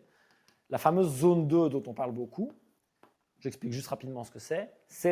Je vais courir, par exemple, je suis capable de respirer que par le nez. Et surtout, je suis capable de tenir une conversation, mais ce n'est pas agréable. Mais je suis capable de le faire. Okay? Donc, je peux te parler quand même sans trop de problèmes pendant que je cours. Okay? Je ne suis pas attends, okay? Comme ça. Ça craint. C'est plus du tout le même. Ça va? C'est plus du tout la même zone. Et ce n'est pas non plus une petite balade sur le Ravel. Ça va? Ça, c'est la zone 2. Si je fais un sport comme le CrossFit, comme le HIIT, circuit training, tous ces trucs où je monte le cardio très très fort, okay? Si je fais des workouts, IROX, toute cette gamme-là, j'ai beaucoup moins besoin de faire de la zone 2. Besoin pour le cardio en tout cas. Donc ça a été testé, c'était assez sympa, petite parenthèse. Ils ont testé des gens qui faisaient des workouts et de la zone 2 contre des gens qui faisaient que des workouts. Et à la fin de la période, ils avaient le même progrès sur leur zone 2. Okay? C'est intéressant. OK. Pourquoi est-ce que je vous dis ça? Parce que si vous venez déjà, je ne sais pas, 3-4 fois par semaine dans une salle, vous n'avez peut-être pas envie d'aller derrière vous refaire 3-4 fois du cardio. Okay? Et donc, dans ce cas-là, on va juste faire au moins une fois ou plus. Mais vous pouvez même faire ce qu'on appelle de la zone 1. Ça veut dire que vous pouvez juste aller vous balader d'un bon pas. Bien ça, hein? Vous pouvez juste vous mettre sur votre vélo et regarder un film pendant 1 heure, tranquille. Mais c'est bien de le faire pour plusieurs raisons. Et la toute première, bah oui, on va augmenter la dépense énergétique, évidemment. Mais ça, je vous le dis, utiliser le cardio pour augmenter la dépense énergétique, c'est un très mauvais calcul parce que votre corps va vous donner faim derrière. Et donc, ça va de toute façon, la plupart du temps, s'équilibrer sur le long terme. Par contre, le cardio, ça a une fonction extraordinaire pour le mental, pour le psychologique. Juste le fait d'aller se balader dans la nature, d'aller courir dehors, de se mettre sur le vélo pendant 1 heure et de penser pas trop à grand-chose, ça fait vraiment du bien.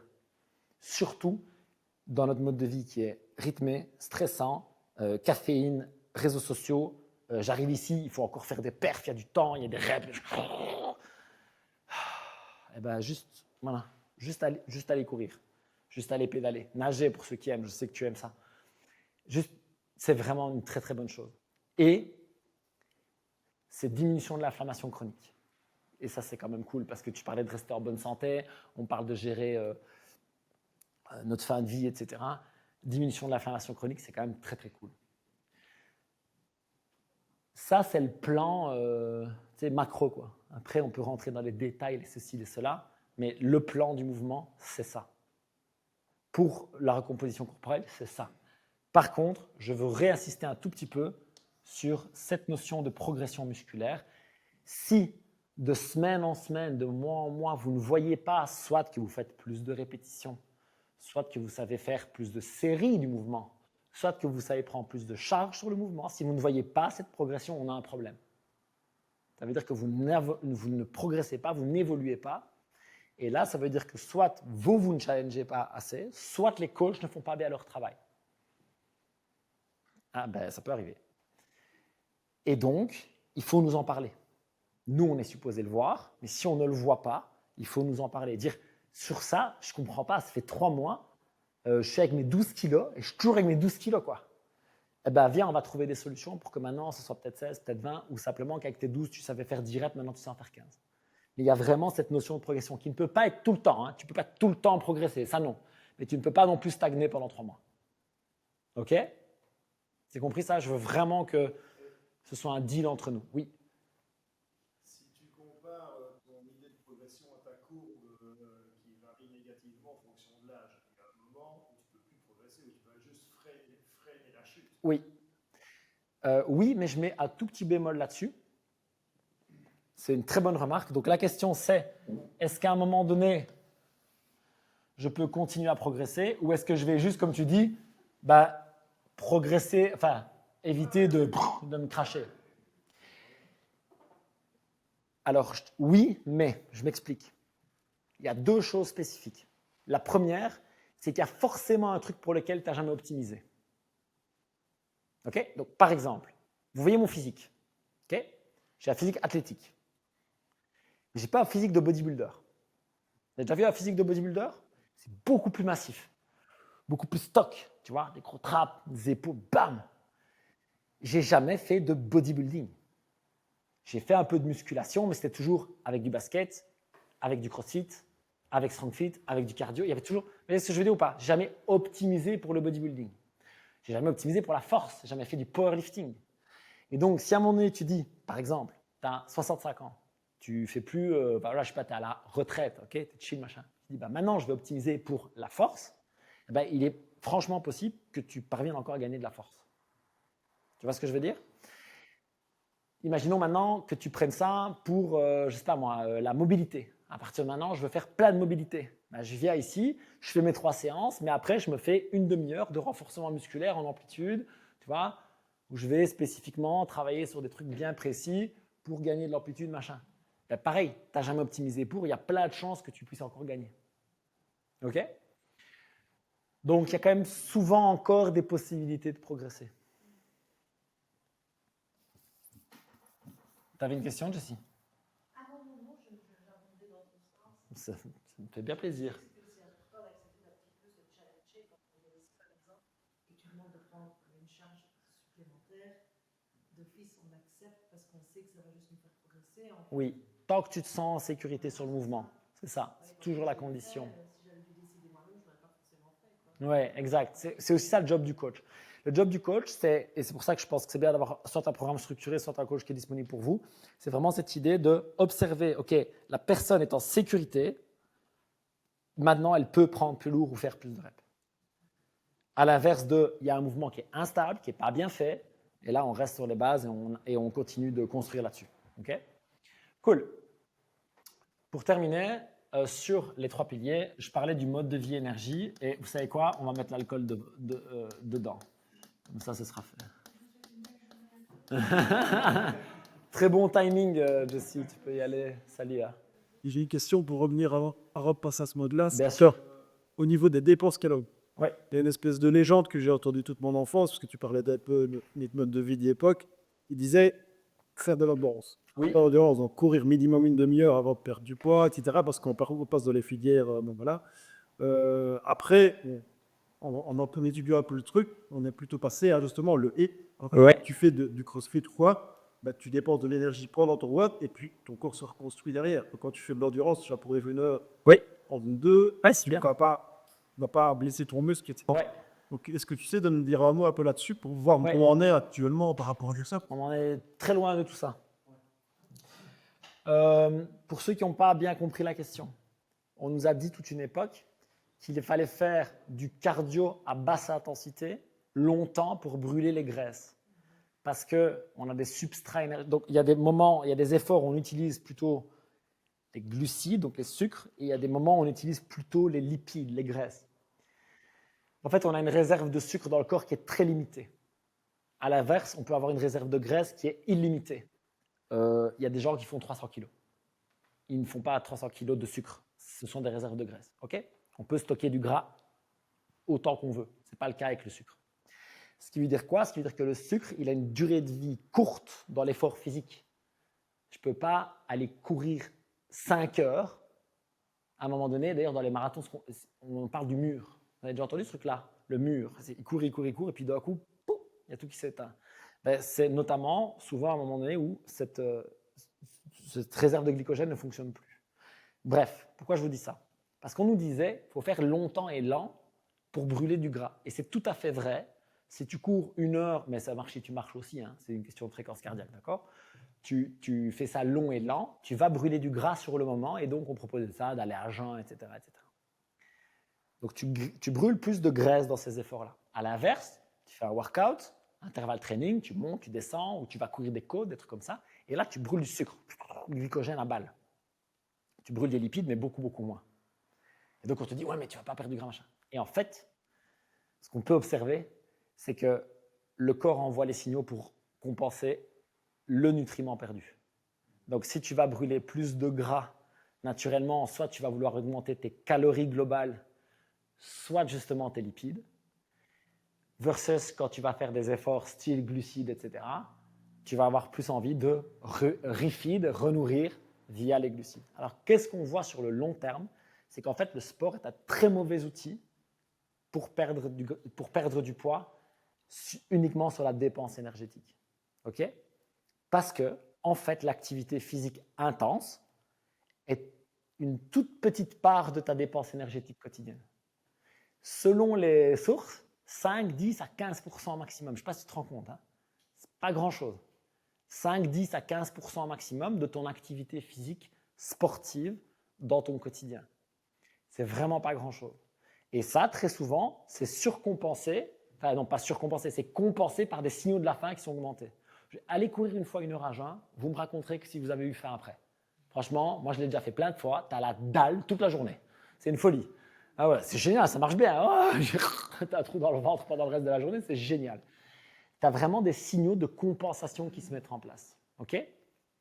La deuxième chose, c'est que, et ça vous le savez tous, quand je fais un effort linéaire, souvent, mon corps s'organise pour dépenser le moins d'énergie possible en le faisant. Et donc maintenant, je ne crée plus d'adaptation, je ne progresse plus, etc. etc. Okay? Donc ça, c'est le point de départ du truc. Si tu veux augmenter ta dépense énergétique, ce qui fonctionne beaucoup mieux, c'est le NEAT. Qui sait ce que c'est? Qui ne sait pas ce que c'est? Plein de gens ne savent pas ce que c'est. C'est normal.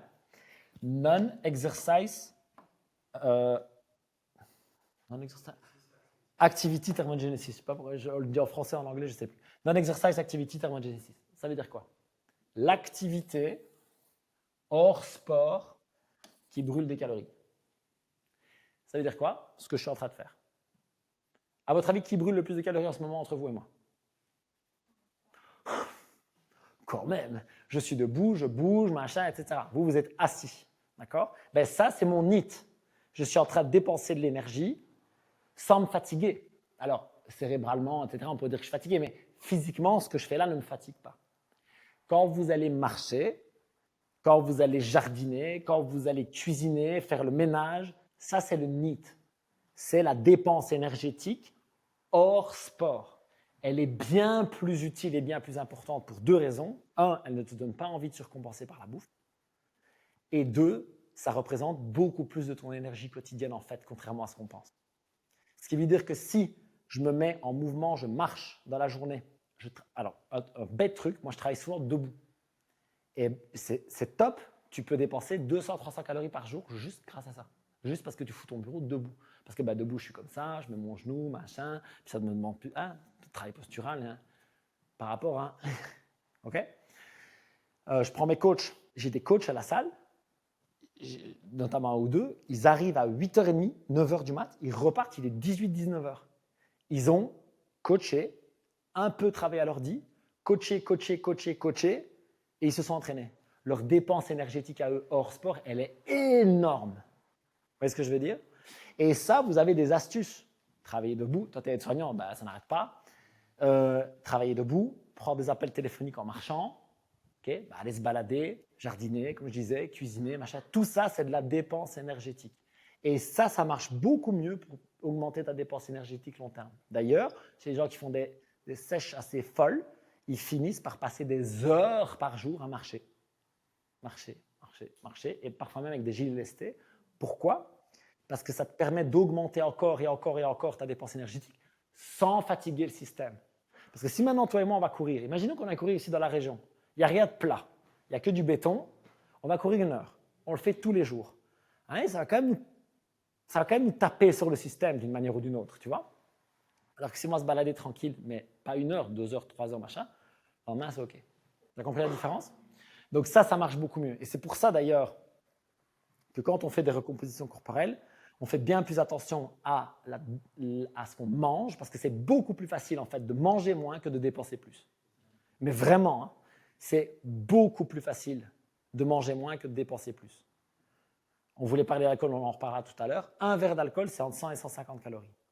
Un verre d'alcool. Entre 100 et 150 calories.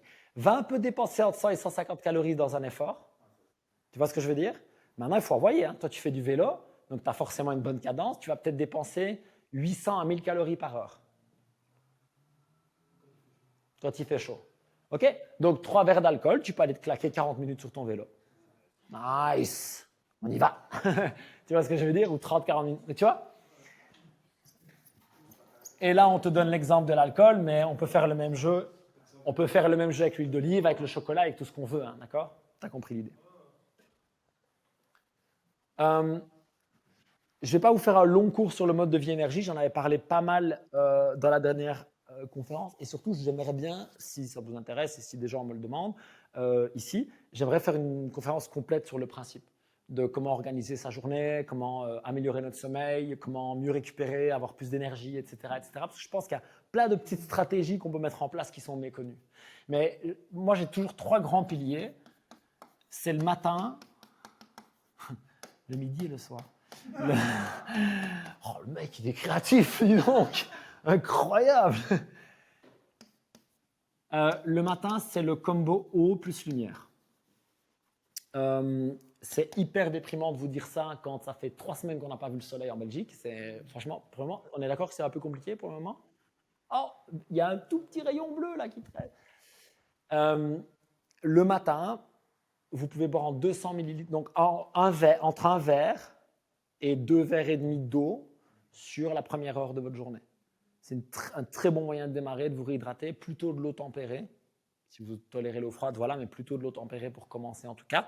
Voire une boisson chaude. Ne considérez juste pas que le café fait partie de ça. On va boire de l'eau en plus. OK?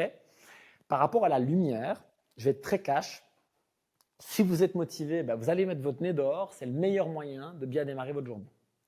10 à 15 minutes dehors. Vous allez balader votre chien, vous allez faire du yoga dans le jardin, faites ce que vous voulez, vous méditez, vous marchez pour aller au travail. C'est le meilleur moyen avec la lumière naturelle. Okay? Moi, je vous le dis, je suis un gros fainéant de la life quand il fait comme ça. Je n'ai pas du tout envie d'aller dehors. Et en plus, pour le moment, je me lève et je pars au travail, il fait toujours noir. Donc, j'utilise la lumière artificielle. J'utilise une luminette, là, c'est un appareil qu'on met comme ça et qui donne de la lumière à la place. Il y a aussi des lampes de bureau qui fonctionnent assez bien maintenant. Mais l'idée, c'est que dans tous les cas, forcez-vous à avoir cette exposition à la lumière le plus tôt possible dans la journée. Le plus tôt possible. Le top du top de la vie, c'est de se lever avec le soleil et de mettre le nez dehors. On est bien d'accord que dans notre mode de vie moderne et dans notre Belgique natale, enfin pour certains, c'est compliqué. On est bien d'accord. Donc, soit on attend et on se force à y aller dès qu'on peut, soit on passe par la lumière artificielle. Mais vraiment, vous sous-estimez à quel point c'est game changer de octobre à février en Belgique. Vraiment. Moi, ça m'a sorti de la dépression saisonnière. C'est-à-dire que je faisais des dépressions terribles chaque année en hiver. Ça va mieux. Et ça va mieux parce que ça, plus de la vitamine D en suffisance.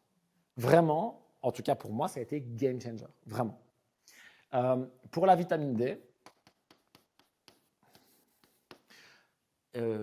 j'ai fait des recherches, j'en ai parlé avec un médecin, avec un chercheur, avec un nutritionniste, et tout le monde, ils s'accordent tous de dire vitamine D pour tout le monde au minimum d'octobre à mars, et en Belgique, toute l'année, sauf les jours où tu t'exposes au soleil, quoi. Tu vois, tu te mets comme ça, bras nus, très nu, tu prends plein de soleil. Les jours où il y a suffisamment de soleil en Belgique pour synthétiser de la vitamine D, c'est rare. Il y en a, mais ce n'est pas souvent. Tout le temps, prenez de la vitamine D, vraiment. Okay? Et de temps en temps, qui fait un check-up sanguin une fois de temps en temps ici, une fois par an, une fois tous les 2 ans, quelque chose? Pas trop. Demandez qu'on dose votre vitamine D et vous voyez où vous en êtes. Si vous êtes dans la moyenne, donc la moyenne basse, plus, il faut être dans la moyenne haute. Mais vraiment, d'accord? C'est là qu'on voit les meilleurs effets. Et si vous avez tendance à être comme moi sujet à un peu cette fatigue saisonnière, cette dépression, etc., prenez de la vitamine D tous les jours. Yes. Il y a plein de compléments alimentaires maintenant qu'on conseille, etc. Donc la vitamine D, tu dis que vous conseillez tout le temps. Tu conseilles quoi comme autre complément vraiment à prendre de manière impérative pour se sentir bien? Le trio gagnant, c'est vitamine D, magnésium, oméga 3.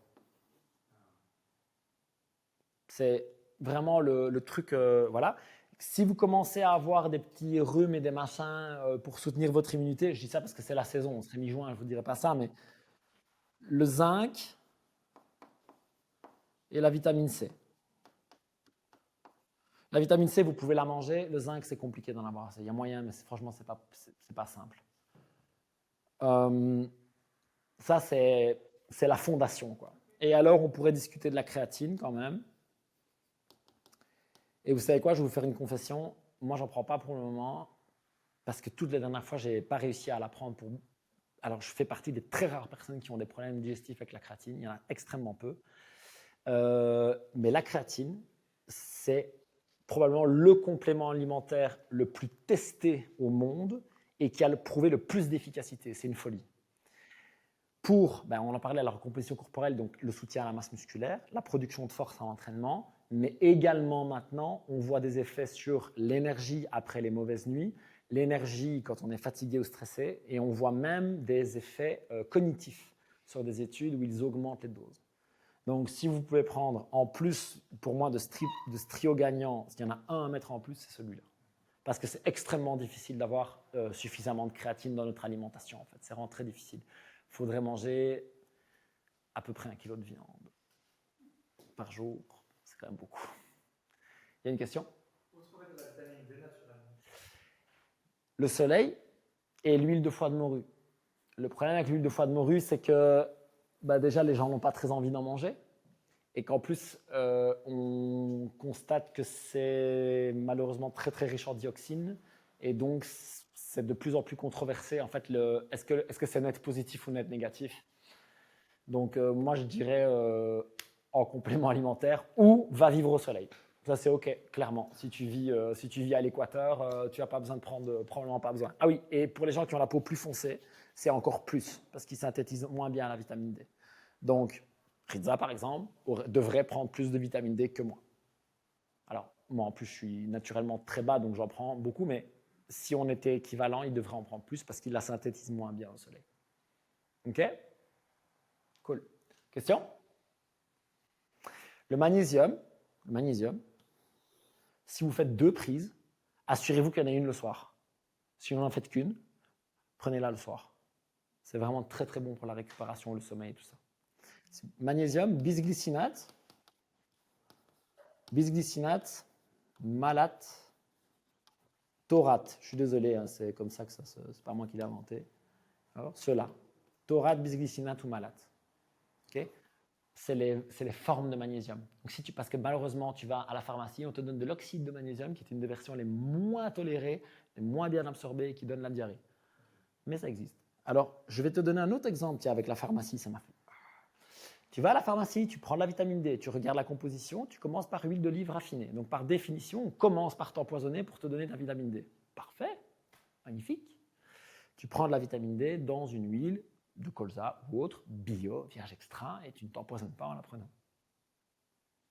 Cool. L'eau plus lumière le matin. Je ne vais pas te faire l'affront d'écrire midi maintenant. Mais dans la journée, bouger. Alors, c'est vraiment sous-estimé. Je ne sais pas si vous avez l'occasion. Réfléchissez au système que vous avez pour bouger dans la journée, mais ça change tout pour votre énergie. Et en plus, on augmente votre NEAT dont on parlait tout à l'heure. C'est quoi bouger? C'est mettre un bureau assis debout. C'est mettre un Swiss ball sous vos fesses. C'est faire une pause pour aller marcher. C'est prendre vos appels téléphoniques en mouvement. C'est faire ce que j'appelle des exercise snacks. Ça, c'est quelque chose que moi, j'adore faire les jours où j'ai peu de temps pour m'entraîner, voire pas du tout. En fait, je bosse et au lieu de faire mes pauses, tu sais, les pauses clopes que les gens font là, mais je vais dans la salle, parce que je travaille dans des salles, ou pas d'ailleurs, et je fais genre 5 minutes de pompe. Je fais des pompes, je fais une pause, je fais une pompe. Hein. Hop, mon énergie, elle est remontée au plafond et je retourne bosser. OK? Vous faites ça, ceux qui regardent mes stories, je joue avec une corde pour le moment, OK? On s'en fout. Ouais, c'est rigolo. Hein? Vous faites ce que vous voulez, mais du mouvement. Du mouvement. Alors, vous avez vraiment un chien ou c'est une blague? Vous avez vraiment un chien? Alors ça, typiquement... Voilà, prendre un chien, par exemple, c'est un très bon système pour augmenter votre NEAT et pour mettre le nez dehors et tout ça. Donc, bouger. Quand vous avez des coups de barre, vous pouvez soit faire une sieste, ce qui peut être bien, ou vous posez, vraiment, ça marche, c'est cool. il y a plein d'endroits où la sieste est mandatory. Voilà. Et puis sinon, vous mettre en mouvement. Vous allez redémarrer. Et pour terminer avec le soir, j'irai plus en détail là-dessus. Mais pour moi, il y a deux choses qui fonctionnent extrêmement bien. C'est créer un tampon entre la journée et la soirée. Et puis, c'est avoir vraiment un rituel du soir. Alors, moi, je ne suis pas très rituel, je ne suis pas très routine, tout ça, j'aime pas. Mais quand même, j'ai des choses que je mets en place systématiquement. Je vais vous donner des exemples très concrets. On baisse les lumières du haut. Parce que les lumières du haut, ça indique quoi? Ça indique que le soleil est en haut, donc c'est midi. Okay, et on met des lumières là. Parce que quand le soleil il se couche, il est là. C'est ce que je veux dire? Et donc, on met des lumières indirectes à hauteur de table, de buffet, de ceci, de cela. Première chose. Et on met des lumières chaudes, plutôt orange ou rouge, que des grosses... Voilà, ça. Typiquement, c'est vraiment l'enfer pour vous endormir. Pour votre smartphone, alors, je ne juge personne, je fais pareil de temps en temps. Qui passe du temps tard le soir sur son téléphone ou sa tablette? OK. On va commencer par arrêter ça pour éviter le Red Bull du matin. Quand vous faites ça, vous avez plusieurs choses. Soit vous regardez un film sur une télé qui est loin. OK? Soit alors, il y en a d'autres, hein, mais moi, j'en connais une. Vous installez, excusez-moi, l'application Flux. Flux. Vous avez ça sur Apple, vous avez ça sur partout. Flux. Sur votre ordinateur, il y a ça partout. Et ça vous permet de contrôler la température de la lumière de votre appareil. Et donc, on peut mettre plus ou moins de lumière chaude ou de lumière froide. C'est extrêmement, extrêmement efficace. Okay? Quand vous bombardez de lumière blanche et bleue à des heures pas possibles, vous envoyez tous les signaux à votre corps de rester en alerte et de ne pas vous apaiser. Donc, pour les gens qui sont déjà un petit peu anxieux, un petit peu stressés, c'est un très, très bon moyen de rester anxieux et stressé. On aime bien rester dans ce qu'on connaît, sauf que ça ne vous permet pas de sortir du cercle de la fatigue. Okay? Donc, vraiment, ça, c'est un bon plan. Donc, typiquement, les lumières, l'écran loin s'il y en a un, et autant que possible, vous prenez un repas dans le calme. Ma vision des choses, qui n'a rien de scientifique, c'est que c'est bien mieux de reprendre un repas dans le calme à 21h et d'aller dormir à 22h30 que de reprendre un repas méga stressé à 19h et d'aller dormir à 22h30. On va dire, oui, mais c'est mieux de manger loin du... Tout à fait, on est d'accord. Il vaut mieux manger loin de ton sommeil, c'est sûr, pour bien dormir. Mais manger, tu sais, avec je gère les enfants, je suis stressé, je dois répondre à 4 emails, machin. Moi, j'ai préféré terminer tout ça, clôturer les emails, faire les repas, les machins, tout est fini. Et maintenant, pouf, on s'assied et on mange, tranquille. Et on prend le temps, lumière indirecte, et on crée vraiment ce rituel du soir. Pour terminer, magnésium, j'en parlais, le soir, extrêmement efficace. Et pour ceux qui voudraient un petit coup de pouce en plus, la L-théanine marche extrêmement bien. Vous avez deux manières d'avoir votre L-théanine, soit dans des compléments alimentaires spécifiques. C'est un très bon apaisant mental. Très, très bon apaisant mental pour mieux dormir, pour mieux récupérer la L-théanine. Vous pouvez l'avoir dans le sommeil serein de chez Unae, où vous allez avoir un mix de mélatonine naturelle et de L-théanine. Ou simplement, vous pouvez prendre un complément de L-théanine. Je pense que vous pouvez trouver ça, je ne sais pas où vous pouvez le trouver d'autres. Moi, je l'ai trouvé chez Weight World. Je ne suis pas sponsorisé par eux, c'est juste que j'ai juste trouvé ça là-bas. La L-théanine en 400 mg. Et c'est quand même très, très efficace. Pour terminer, si vous vous réveillez la nuit, parce qu'il y a des gens qui se réveillent la nuit qui ne parviennent pas à se rendormir, la glycine est très efficace contre ça. C'est un acide aminé. Et vous pouvez prendre 3 à 6 grammes, 3 à 6 grammes avant d'aller dormir. C'est extrêmement efficace pour vous sentir un peu plus frais le lendemain matin. Surtout si tu dors proche, quoi. Mais je comprends. J'avoue, je préférais qu'elle se réveille. C'est ça. Tu veux qu'on parle des fins de soirée compliquées? Oh, ça va tout le monde. L'idée, c'est de mettre en place des petites actions dans votre quotidien qui vont soutenir en fait le reste. C'est vraiment ça que je vous explique depuis le début de notre discussion. Pour terminer, l'idée, ça j'aimerais bien qu'on fasse l'exercice maintenant, vous êtes un peu fatigué, ça fait longtemps qu'on est là, qu'on parle et tout, mais vous allez quand même le faire avec moi. Vous allez prendre votre smartphone ou votre bic ou votre n'importe quoi et vous allez me proposer, chacun, écrire 2 choses, 2 actions, pas plus, j'en veux pas 8, 2 actions où vous dites, tiens, ça, je peux le faire dès lundi, parce que demain c'est dimanche et c'est chiant. Dès lundi, je peux le faire et surtout, je peux le faire pour toujours. Alors, juste je vais préciser, qu'est-ce que c'est pour toujours? Ça ne veut pas dire, ok, par exemple, je veux arrêter de boire du Red Bull le matin. Est-ce que ça veut dire pour toujours? Non. Ça veut juste dire, ça ne fait plus partie de ton quotidien. L'alcool, pour moi, c'est ça. L'alcool ne fait plus partie de mon quotidien. Je ne bois plus d'alcool le samedi soir quand je vais au restaurant. Je ne bois pas d'alcool la semaine chez moi. Je ne bois plus d'alcool au quotidien. Ça ne m'empêche pas à Noël de boire de l'alcool, à l'anniversaire de ma femme, à l'anniversaire de ma salle. Les occasions, c'est OK, mais c'est des occasions. Et aller 3 fois par semaine chez les amis, ce n'est pas une occasion. OK? C'est un mode de vie, ce n'est pas la même chose. Donc, vous voyez ce que je veux dire? Quand je dis pour toujours, c'est dans votre quotidien, pas ponctuellement. Qu'est-ce que vous pourriez faire? 1 ou 2 actions dans tout ce qu'on a mis là. Ça peut être un tableau, un bureau assis debout. Ça peut être manger plus de protéines le matin. Ça peut être aller me balader et faire ma zone 1, zone 2, etc., etc. Et si vous êtes toujours là, il y a encore quelques personnes en live probablement. Est-ce que vous pouvez faire la même chose et le mettre dans le chat de manière à ce que ça inspire les autres? Et puis, il y a ce truc aussi où quand je le note ou quand je le dis, bah, ça m'engage un peu à le faire, quoi. 1 à 2 choses. Allez-y, faites l'effort. Notez-le pour de vrai. Ouais, pour de vrai, on le note, on l'écrit. On l'écrit avec notre main, soit dans notre téléphone, soit dans notre truc. Et puis, si vous voulez me le partager, ça me fera très plaisir. Ce que je vais faire après, c'est répondre à vos questions spécifiques, parce que j'aurai encore 1 million de choses à dire, mais je pense que c'est déjà bien pour aujourd'hui.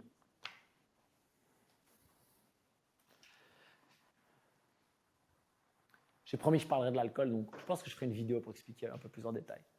Je vais juste vous expliquer un truc clair avec l'alcool. Un truc, juste un. Je ne vais pas vous parler de mode de vie, d'inflammation, de fatigue. Vous êtes déjà au courant de toutes ces conneries. Pour la perte de poids, 2 secondes. Pour la perte de poids, l'alcool pose un problème. C'est que quand je bois de l'alcool, la première chose que mon corps fait, c'est métaboliser l'alcool. Ça veut dire quoi? Ça veut dire que j'ai 7 calories par 100 grammes. Je vais, par gramme, excusez-moi, par 100 grammes, ce serait cool. Je vais donc métaboliser mon alcool en premier. Pourquoi? Parce que mon corps perçoit ça comme du poison. Ce qui est le cas, d'ailleurs, c'est du poison. Donc maintenant, ce qui se passe, c'est que si j'ai mangé des glucides, des lipides, des protéines, particulièrement l'oxydation des graisses, s'arrête. Maintenant, j'oxyde l'alcool. Ce qui veut dire quoi? Ce qui veut dire qu'à chaque fois que je bois, pendant les heures où je bois, j'arrête d'oxyder des graisses. Donc ça veut dire que si je vais en manger, je vais beaucoup plus vite les stocker. Et si j'essaye de perdre du poids, pendant ce temps, ma perte de poids est bloquée. OK? Donc ça veut dire que littéralement, je me tire une balle dans le pied en fait. Dans ma perte de poids, c'est mais, un verre d'alcool, c'est entre 100 et 200 calories selon ce que je bois. Alors, à peu près. On va me dire, oui, c'est 80 pour du cava, parce que bah oui, je bois que ça, ok, d'accord. Un cocktail sucré, c'est plus, ok. Entre 100 et 200 calories par verre. Okay. Entre 100 et 200 calories, on va prendre quelque chose de raisonnable. Vous voyez les raviers de fraises de 500 grammes? Ben, c'est ça. C'est un verre de vin. Un ravier de fraises de 500 grammes. C'est 2 à 3 œufs, selon la taille de l'œuf. Vous voyez ce que je veux dire? Donc, l'idée, c'est que quand vous allez prendre ces calories en plus, comme j'ai expliqué, tout le reste va s'arrêter. Le corps va fonctionner que là-dessus. Et donc, si je bois 2 verres de vin de temps en temps parce que je trouve ça rock'n'roll et que ça rentre dans mon déficit calorique, vous vous rappelez de l'histoire du déficit calorique? Il faut que je le mesure maintenant. Mais je ne peux pas me dire que je fais un déficit calorique, je bois 12 verres de vin et ce jour-là, mon déficit calorique, c'est parce que le vin, ça ne compte pas. Non, ça ne marche pas comme ça. Il faut que je calcule ça. Je m'enquille 10 verres de vin, ça me fait par exemple 1200 calories, il faut que j'aille les récupérer quelque part. Donc peut-être que le jour avant, le jour après, il faut que je fasse un deal pour gérer ça. OK? Je ferai, je pense, une vidéo plus complète pour expliquer tout le fonctionnement de poison, machin, je digère pas ci, je digère pas ça. Mais le fait que l'oxydation des lipides s'arrête quand je bois de l'alcool, ça a été testé, j'ai vu l'étude, j'ai fait, c'est impressionnant. Ça s'arrête. Plus d'oxydation des lipides tant que l'entièreté de l'alcool n'a pas été métabolisée. L'entièreté, hein, ça peut être long. Hein. Ça peut être long. On métabolise, je crois que j'avais vu, c'était une sorte d'un verre par heure ou une connerie comme ça, ou par demi-heure, faire un truc complètement. Ça, il faudrait que je revérifie. Si quelqu'un sait d'ailleurs combien est-ce qu'on métabolise, mais c'était pas grand-chose. Donc quand c'est 12, bah, tu te potentiellement, pendant 12 heures, tu arrêtes d'oxyder des lipides. Bref, tu avais une question. Quand on a une vie active, entre guillemets, c'est-à-dire que moi, je travaille en parquet jardin et Oui. je fais du vélo et du crossfit. Oui, Au niveau, oui. tu peux boire du vin, ouais, c'est ça, tous les midis. Au niveau, justement, Val, tu disais, concentrer les glucides autour du sport, etc. Oui. Quand on a une vie active Oui, tout le temps, oui. qu'est-ce que tu conseilles, par exemple, comme apport de glucides le matin? Parce qu'il faut que ça soit différent. Moi, je le sens que si je mange presque que du sucre le matin, à 10 heures, Ça va pas du tout, exactement. Donc pour toi, en fait, tu sais, on prenait le glucide, lipide, protéines, fibres, excuse-moi. Donc tu construis ton assiette, ok? Donc tu as tes fibres, tu as tes protéines, tu as tes lipides. Toi, sur les 4 heures du matin, tu es en parquet jardin. Tu vas être beaucoup plus actif que quelqu'un est comptable ou quelque chose de full derrière l'ordinateur pendant 3-4 heures, voilà, ou assis ou quoi. Ben, forcément, tu vas avoir besoin littéralement de plus d'énergie qu'elle à ce moment-là. Qu'est-ce qui va t'apporter de l'énergie? Les lipides, donc on peut monter un peu les lipides raisonnablement, on va juste calculer, d'accord? Et puis, ben, tu sais, je parlais des glucides qu'on met en parenthèse. Ce qui est très important quand tu vas mettre ces glucides-là, ben, c'est que typiquement, Jessie, elle va rester 3, 4, 5 heures assise après son petit déjeuner. Les glucides, elle en a pour ainsi dire pas besoin. Elle peut en mettre un peu, bien sûr, mais elle en a pour ainsi dire pas besoin. VS, toi, tu dois en mettre. Tu dois juste en mettre dans 2 choses importantes, à savoir une quantité modérée. Et la deuxième chose, c'est ce qu'on appelle un index glycémique modéré. C'est-à-dire que tu t'enfiles pas 3 cuillères à soupe de miel. Tu peux, mais ça risque potentiellement de déséquilibrer un peu le truc. Par contre, tu te fais ça, et puis tu fais, je sais pas moi, qu'est-ce qui va être, je parlais du riz basmati refroidi, je parlais des patates douces, je parlais, tu vois, des choses comme ça qui vont avoir un index glycémique modéré, mais qui vont t'apporter cette énergie dont tu as besoin pour les heures suivantes. Les fruits de saison, c'est cool aussi, d'accord? Donc tu le fais, tu le fais. Le seul truc, c'est que si tu dois manger, je reprends l'exemple, 250 grammes de glucides sur ta journée, tu en mets plutôt 30-40 le matin, plutôt 30-40 le soir, et puis les autres autour de ton entraînement. Tu vois ce que je veux dire? Cool. Je suis là pour répondre à vos questions spécifiques. Et je sais que forcément, j'ai répondu à des choses dans ce que je vous avais demandé de noter au départ. Et je sais aussi que je n'ai pas répondu à des choses probablement que vous souhaitiez au départ. Donc, j'aimerais répondre à vos questions ou parler de vos exemples. Alors, avant, parce que je sais que tu dois partir, donc je vais d'abord répondre à ton exemple à toi. Pour les repas, parce que tu me disais, je ne sais pas trop quoi faire. Il y a quand même une technique qui fonctionne super bien, c'est de les prévoir à l'avance. Alors, je vous donne vraiment la technique. Tu chopes une application ou tu prends le ChatGPT, on s'en fout maintenant, il le fait très bien. Et tu fais ton repas, d'accord? Donc, dans l'application, par exemple, je veux manger des légumes farcis. Okay, donc, tu mets légumes farcis et tu dis à l'IA, tu dis, je veux manger des légumes farcis, fais-moi pour qu'il y ait 40 grammes de protéines, 600 calories, fais-moi les portions. Il te fait le truc. Ok, tu notes ça, et ça, c'est un repas que tu mets dans ta banque de données. Okay, et puis, tu fais ça 5, 6, 7, 8 fois, jusqu'à avoir des repas avec lesquels tu tournes. Tu viendrais chez nous, on mange très souvent le même genre de truc. Un repas le soir chez nous, c'est quoi? C'est une viande, parce que Ta et Amy n'aiment pas trop le poisson, moi j'en mange régulièrement, mais c'est souvent une viande ou 2 ou une viande à poisson, des légumes, des concombres, des tomates, des carottes, des légumes, et parfois je fais un féculent à côté. Très souvent avec une huile d'olive, une vinaigrette, des épices, du sel, des herbes de Provence, tout ça est sur la table. En été, on met parfois un peu des fraises, des trucs un peu sympas en plus. Voilà, notre repas, c'est ça en fait. Et c'est tout le temps ça. Maintenant, la forme, oui, ça peut être des légumes farcis une fois. L'autre fois, la viande, je vais faire une forme de burger. Et puis après, je vais faire salade, tu vois, moutarde, tomate. Je vais faire un truc un peu sympa comme ça. Les burgers de la salade iceberg, moi, je trouve ça super bon. Parce que je ne mange pas de pain le soir. Je ne mange pas de pain tout court, mais pas de glucides très peu le soir. Je vais faire ça ou simplement, je vais aller acheter un steak que je vais cuire. Tu vois. Et en fait, j'ai 4, 5, 6, 7 repas en fait, qui tournent. C'est exactement. Et donc, ce que tu dois faire, c'est les prévoir à l'avance. C'est ce que je te dis, tes repères, tu les fais avant.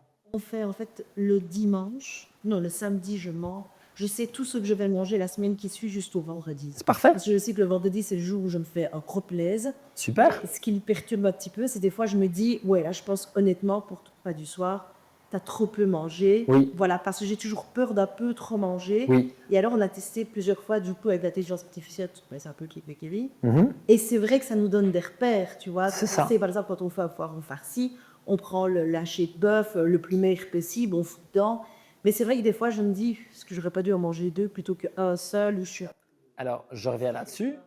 Donc, tu demandes à l'IA et tu lui fais une estimation. Tu lui dis, je voudrais manger, par exemple, 700 calories et 50 grammes de protéines. Et il va te faire le calcul. C'est vrai que je ne leur parle jamais en termes de calories, je parle toujours en termes de protéines. Fais les deux, fais les deux. Et n'oubliez pas que le soir, si vous avez encore faim, mangez plus de légumes et plus de protéines. Juste gaffe à l'entrecôte. Moi, à satiété, mais vraiment à satiété. C'est très compliqué d'exploser ton total calorique avec des blancs de poulet, des carottes. Vraiment, c'est très difficile. Tu peux y arriver, mais il faut... Tu vois ce que je veux dire?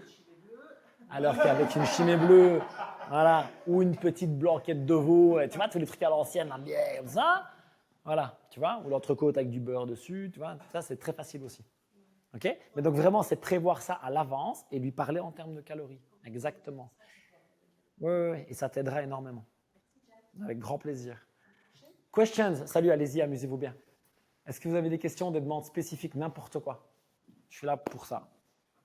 C'est bon pour vous? Est-ce que tu as 2-3 questions un peu funky dans le chat, Rizou? Attends, tu dis qu'on doit utiliser le micro.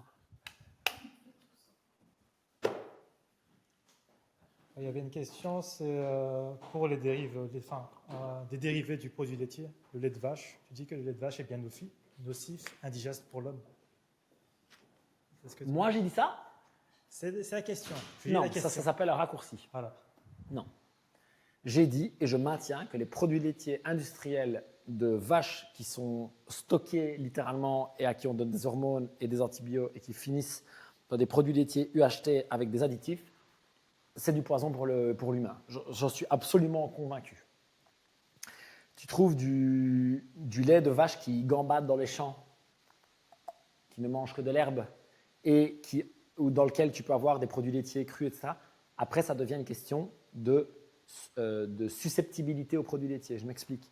Si tu ne gères pas le lactose, ça craint. Si tu as une allergie à la caséine, si tu as une réaction immunitaire à la lacto-albumine, si mes souvenirs sont bons, ça craint pour toi. Mais ça, c'est du cas personnel, c'est plus à l'échelle de l'humanité. Si tous les produits laitiers du monde étaient du poison, il y a quand même des régions entières du monde où il n'y aurait pas d'humains. Parce que typiquement, dans le nord de l'Europe, ça a été un des premiers produits de survie pour la population de l'endroit. Donc, moi, je mange très peu de produits laitiers tout simplement parce que ça ne me va pas. Ça me flingue le ventre, ça me donne des réactions immunitaires, ça ne me va pas. Mais si toi, ça fonctionne pour toi, prends juste des bons, c'est tout. Perso, je ne Les gens, ils aiment bien que ce soit tout blanc ou tout noir. Mais quand est-ce que c'est tout blanc ou tout noir? Si, les aliments ultra transformés, c'est tout blanc ou tout noir. Moins t'en manges, mieux c'est. Ça, on le sait. Perso, je ne trouve pas le moyen de sentir la satiété lors des repas. Comment l'identifier? Pardon? Oui. Alors, la première chose, effectivement, pour les personnes qui ont du mal à trouver leur satiété, c'est de manger moins vite, de mâcher plus, d'être patient, parce que c'est long. Moi, avant, je mangeais à la catapulte et maintenant, je mange posé. Et c'est vraiment très long et très lent parfois. Poser tes couverts entre les fois. Et l'autre chose, c'est que si ça ne marche vraiment pas, c'est de te faire des portions à l'avance. Moi, c'est ce que j'ai fait pendant très longtemps, parce que pareil, j'ai un gros problème de base avec la satiété. Et donc, ce que je faisais, c'est que je me préparais ma portion et il y avait ça. Voilà. Tu vois ce que je veux dire? Oui, manger une petite assiette, attendre 5-10 minutes. À la taille de l'assiette? Ah ouais? Ah ouais, ok. Prendre une petite assiette plutôt qu'une grande assiette, ça marche très bien. Ok, fair enough. Ok, super. Et mettre du volume dans l'assiette, hein. Ça c'est sûr aussi. J'ai fait un petit réel récemment sur les nouilles de konjac. Là, je ne sais plus qui m'a dit ce matin, je ne connaissais pas du tout. C'est toi qui m'as dit, je ne savais pas ce que c'était. Bah, les nouilles de konjac, tu disais? Je connais, mais j'ai du mal à digérer. Ah oui, voilà, alors c'est ça. Si tu ne digères pas bien, ça craint évidemment. Est-ce que tu les rinces bien avant? Ouais, ok. Donc ça, c'est juste que toi, tu ne les passes pas. Mais les nouilles de konjac, c'est cool parce qu'en fait, tu mets un énorme volume dans ton assiette. En plus, ça se mâche, ça prend du temps et tout. Tu peux mettre genre une grosse sauce bolognaise, un truc bien gourmand dessus. Et bah, tu as un truc énorme avec un apport calorique ultra maîtrisé, quoi. Donc c'est assez cool. Alors, en magasin bio, et ah oui, il y en a chez Action maintenant, c'est vrai, en plus il y en a chez Action. Il y en a chez Action, c'est vrai. Pour de vrai. Et juste, les gars, pas tous en même temps, juste parce que sinon on va plus s'entendre. Mais oui, Action, tout à fait, magasin bio. Et moi, je les commande chez Coro. Et à mon avis, il doit y en avoir chez Cassis, Domi et tous ces trucs-là. Donc tous les trucs un peu supermarché en ligne, quoi, tu vois. Ah oui, il y en a maintenant au Deleuze même. Bon, bah voilà, ça se trouve vraiment bien du coup. Rizzo? Comment calculer la bonne quantité de ce que je dois manger? Ok pour les protéines, mais pour le reste, glucides, etc., en perte de poids. Et donc là, alors ça c'est vraiment intéressant. Tiens, je vais juste faire une parenthèse là-dessus rapidement. Donc, vous devez y aller. Allez-y, filez. Prenez soin de vous. Ne vous inquiétez pas, on a bien dépassé l'heure, je peux tout à fait comprendre. Laissez-moi juste finir ce point et puis je clôturerai avec les questions-réponses en direct. Donc la question, elle est intéressante. Elle est, ok, j'ai mon total à manger sur la journée. Je sais que j'ai mes protéines, par exemple ici. Comment est-ce que je sais combien de glucides et combien de lipides? Très sincèrement, c'est une question de préférence personnelle. En fait, si tu as par exemple 600 calories dans tes protéines, que tu dois en manger 2000, ben, il t'en reste 1400 ici à répartir entre tes glucides et tes lipides, et c'est de la préférence personnelle. Il y a des gens qui fonctionnent mieux à manger plus de lipides, d'autres qui fonctionnent mieux avec plus de glucides. Le seul truc, c'est qu'on ne descend pas, pour ceux qui veulent manger très très bas en lipides, moi je suis contre, mais bon voilà. On ne descend pas en dessous de 0,6 g par kilo en lipides. Parce que ça, on sait que c'est un peu le minimum. Alors, il y en a qui disent 0,5, 0,8, machin. Bon. Mais moi, quand je donne des recompositions corporelles, quand je donne des régimes, je ne descends pas en dessous d'1 gramme de lipides par jour parce que pour gérer la satiété, les hormones, etc., c'est beaucoup plus facile. Voilà. C'est de la préférence personnelle. Et si on a des problèmes de sensibilité à l'insuline, de résistance à l'insuline, de prédiabète, si on a une famille de diabétiques, etc., alors on sait que forcément, on va plutôt faire lipides, glucides. D'accord? Important. Et plein de glucides au sport et moins en dehors. Et puis, je vous remercie d'être venu. Je vous fais un check, c'était trop cool. Allez, et on prévoira la prochaine sur l'énergie et l'immunité pour être au top pendant l'hiver.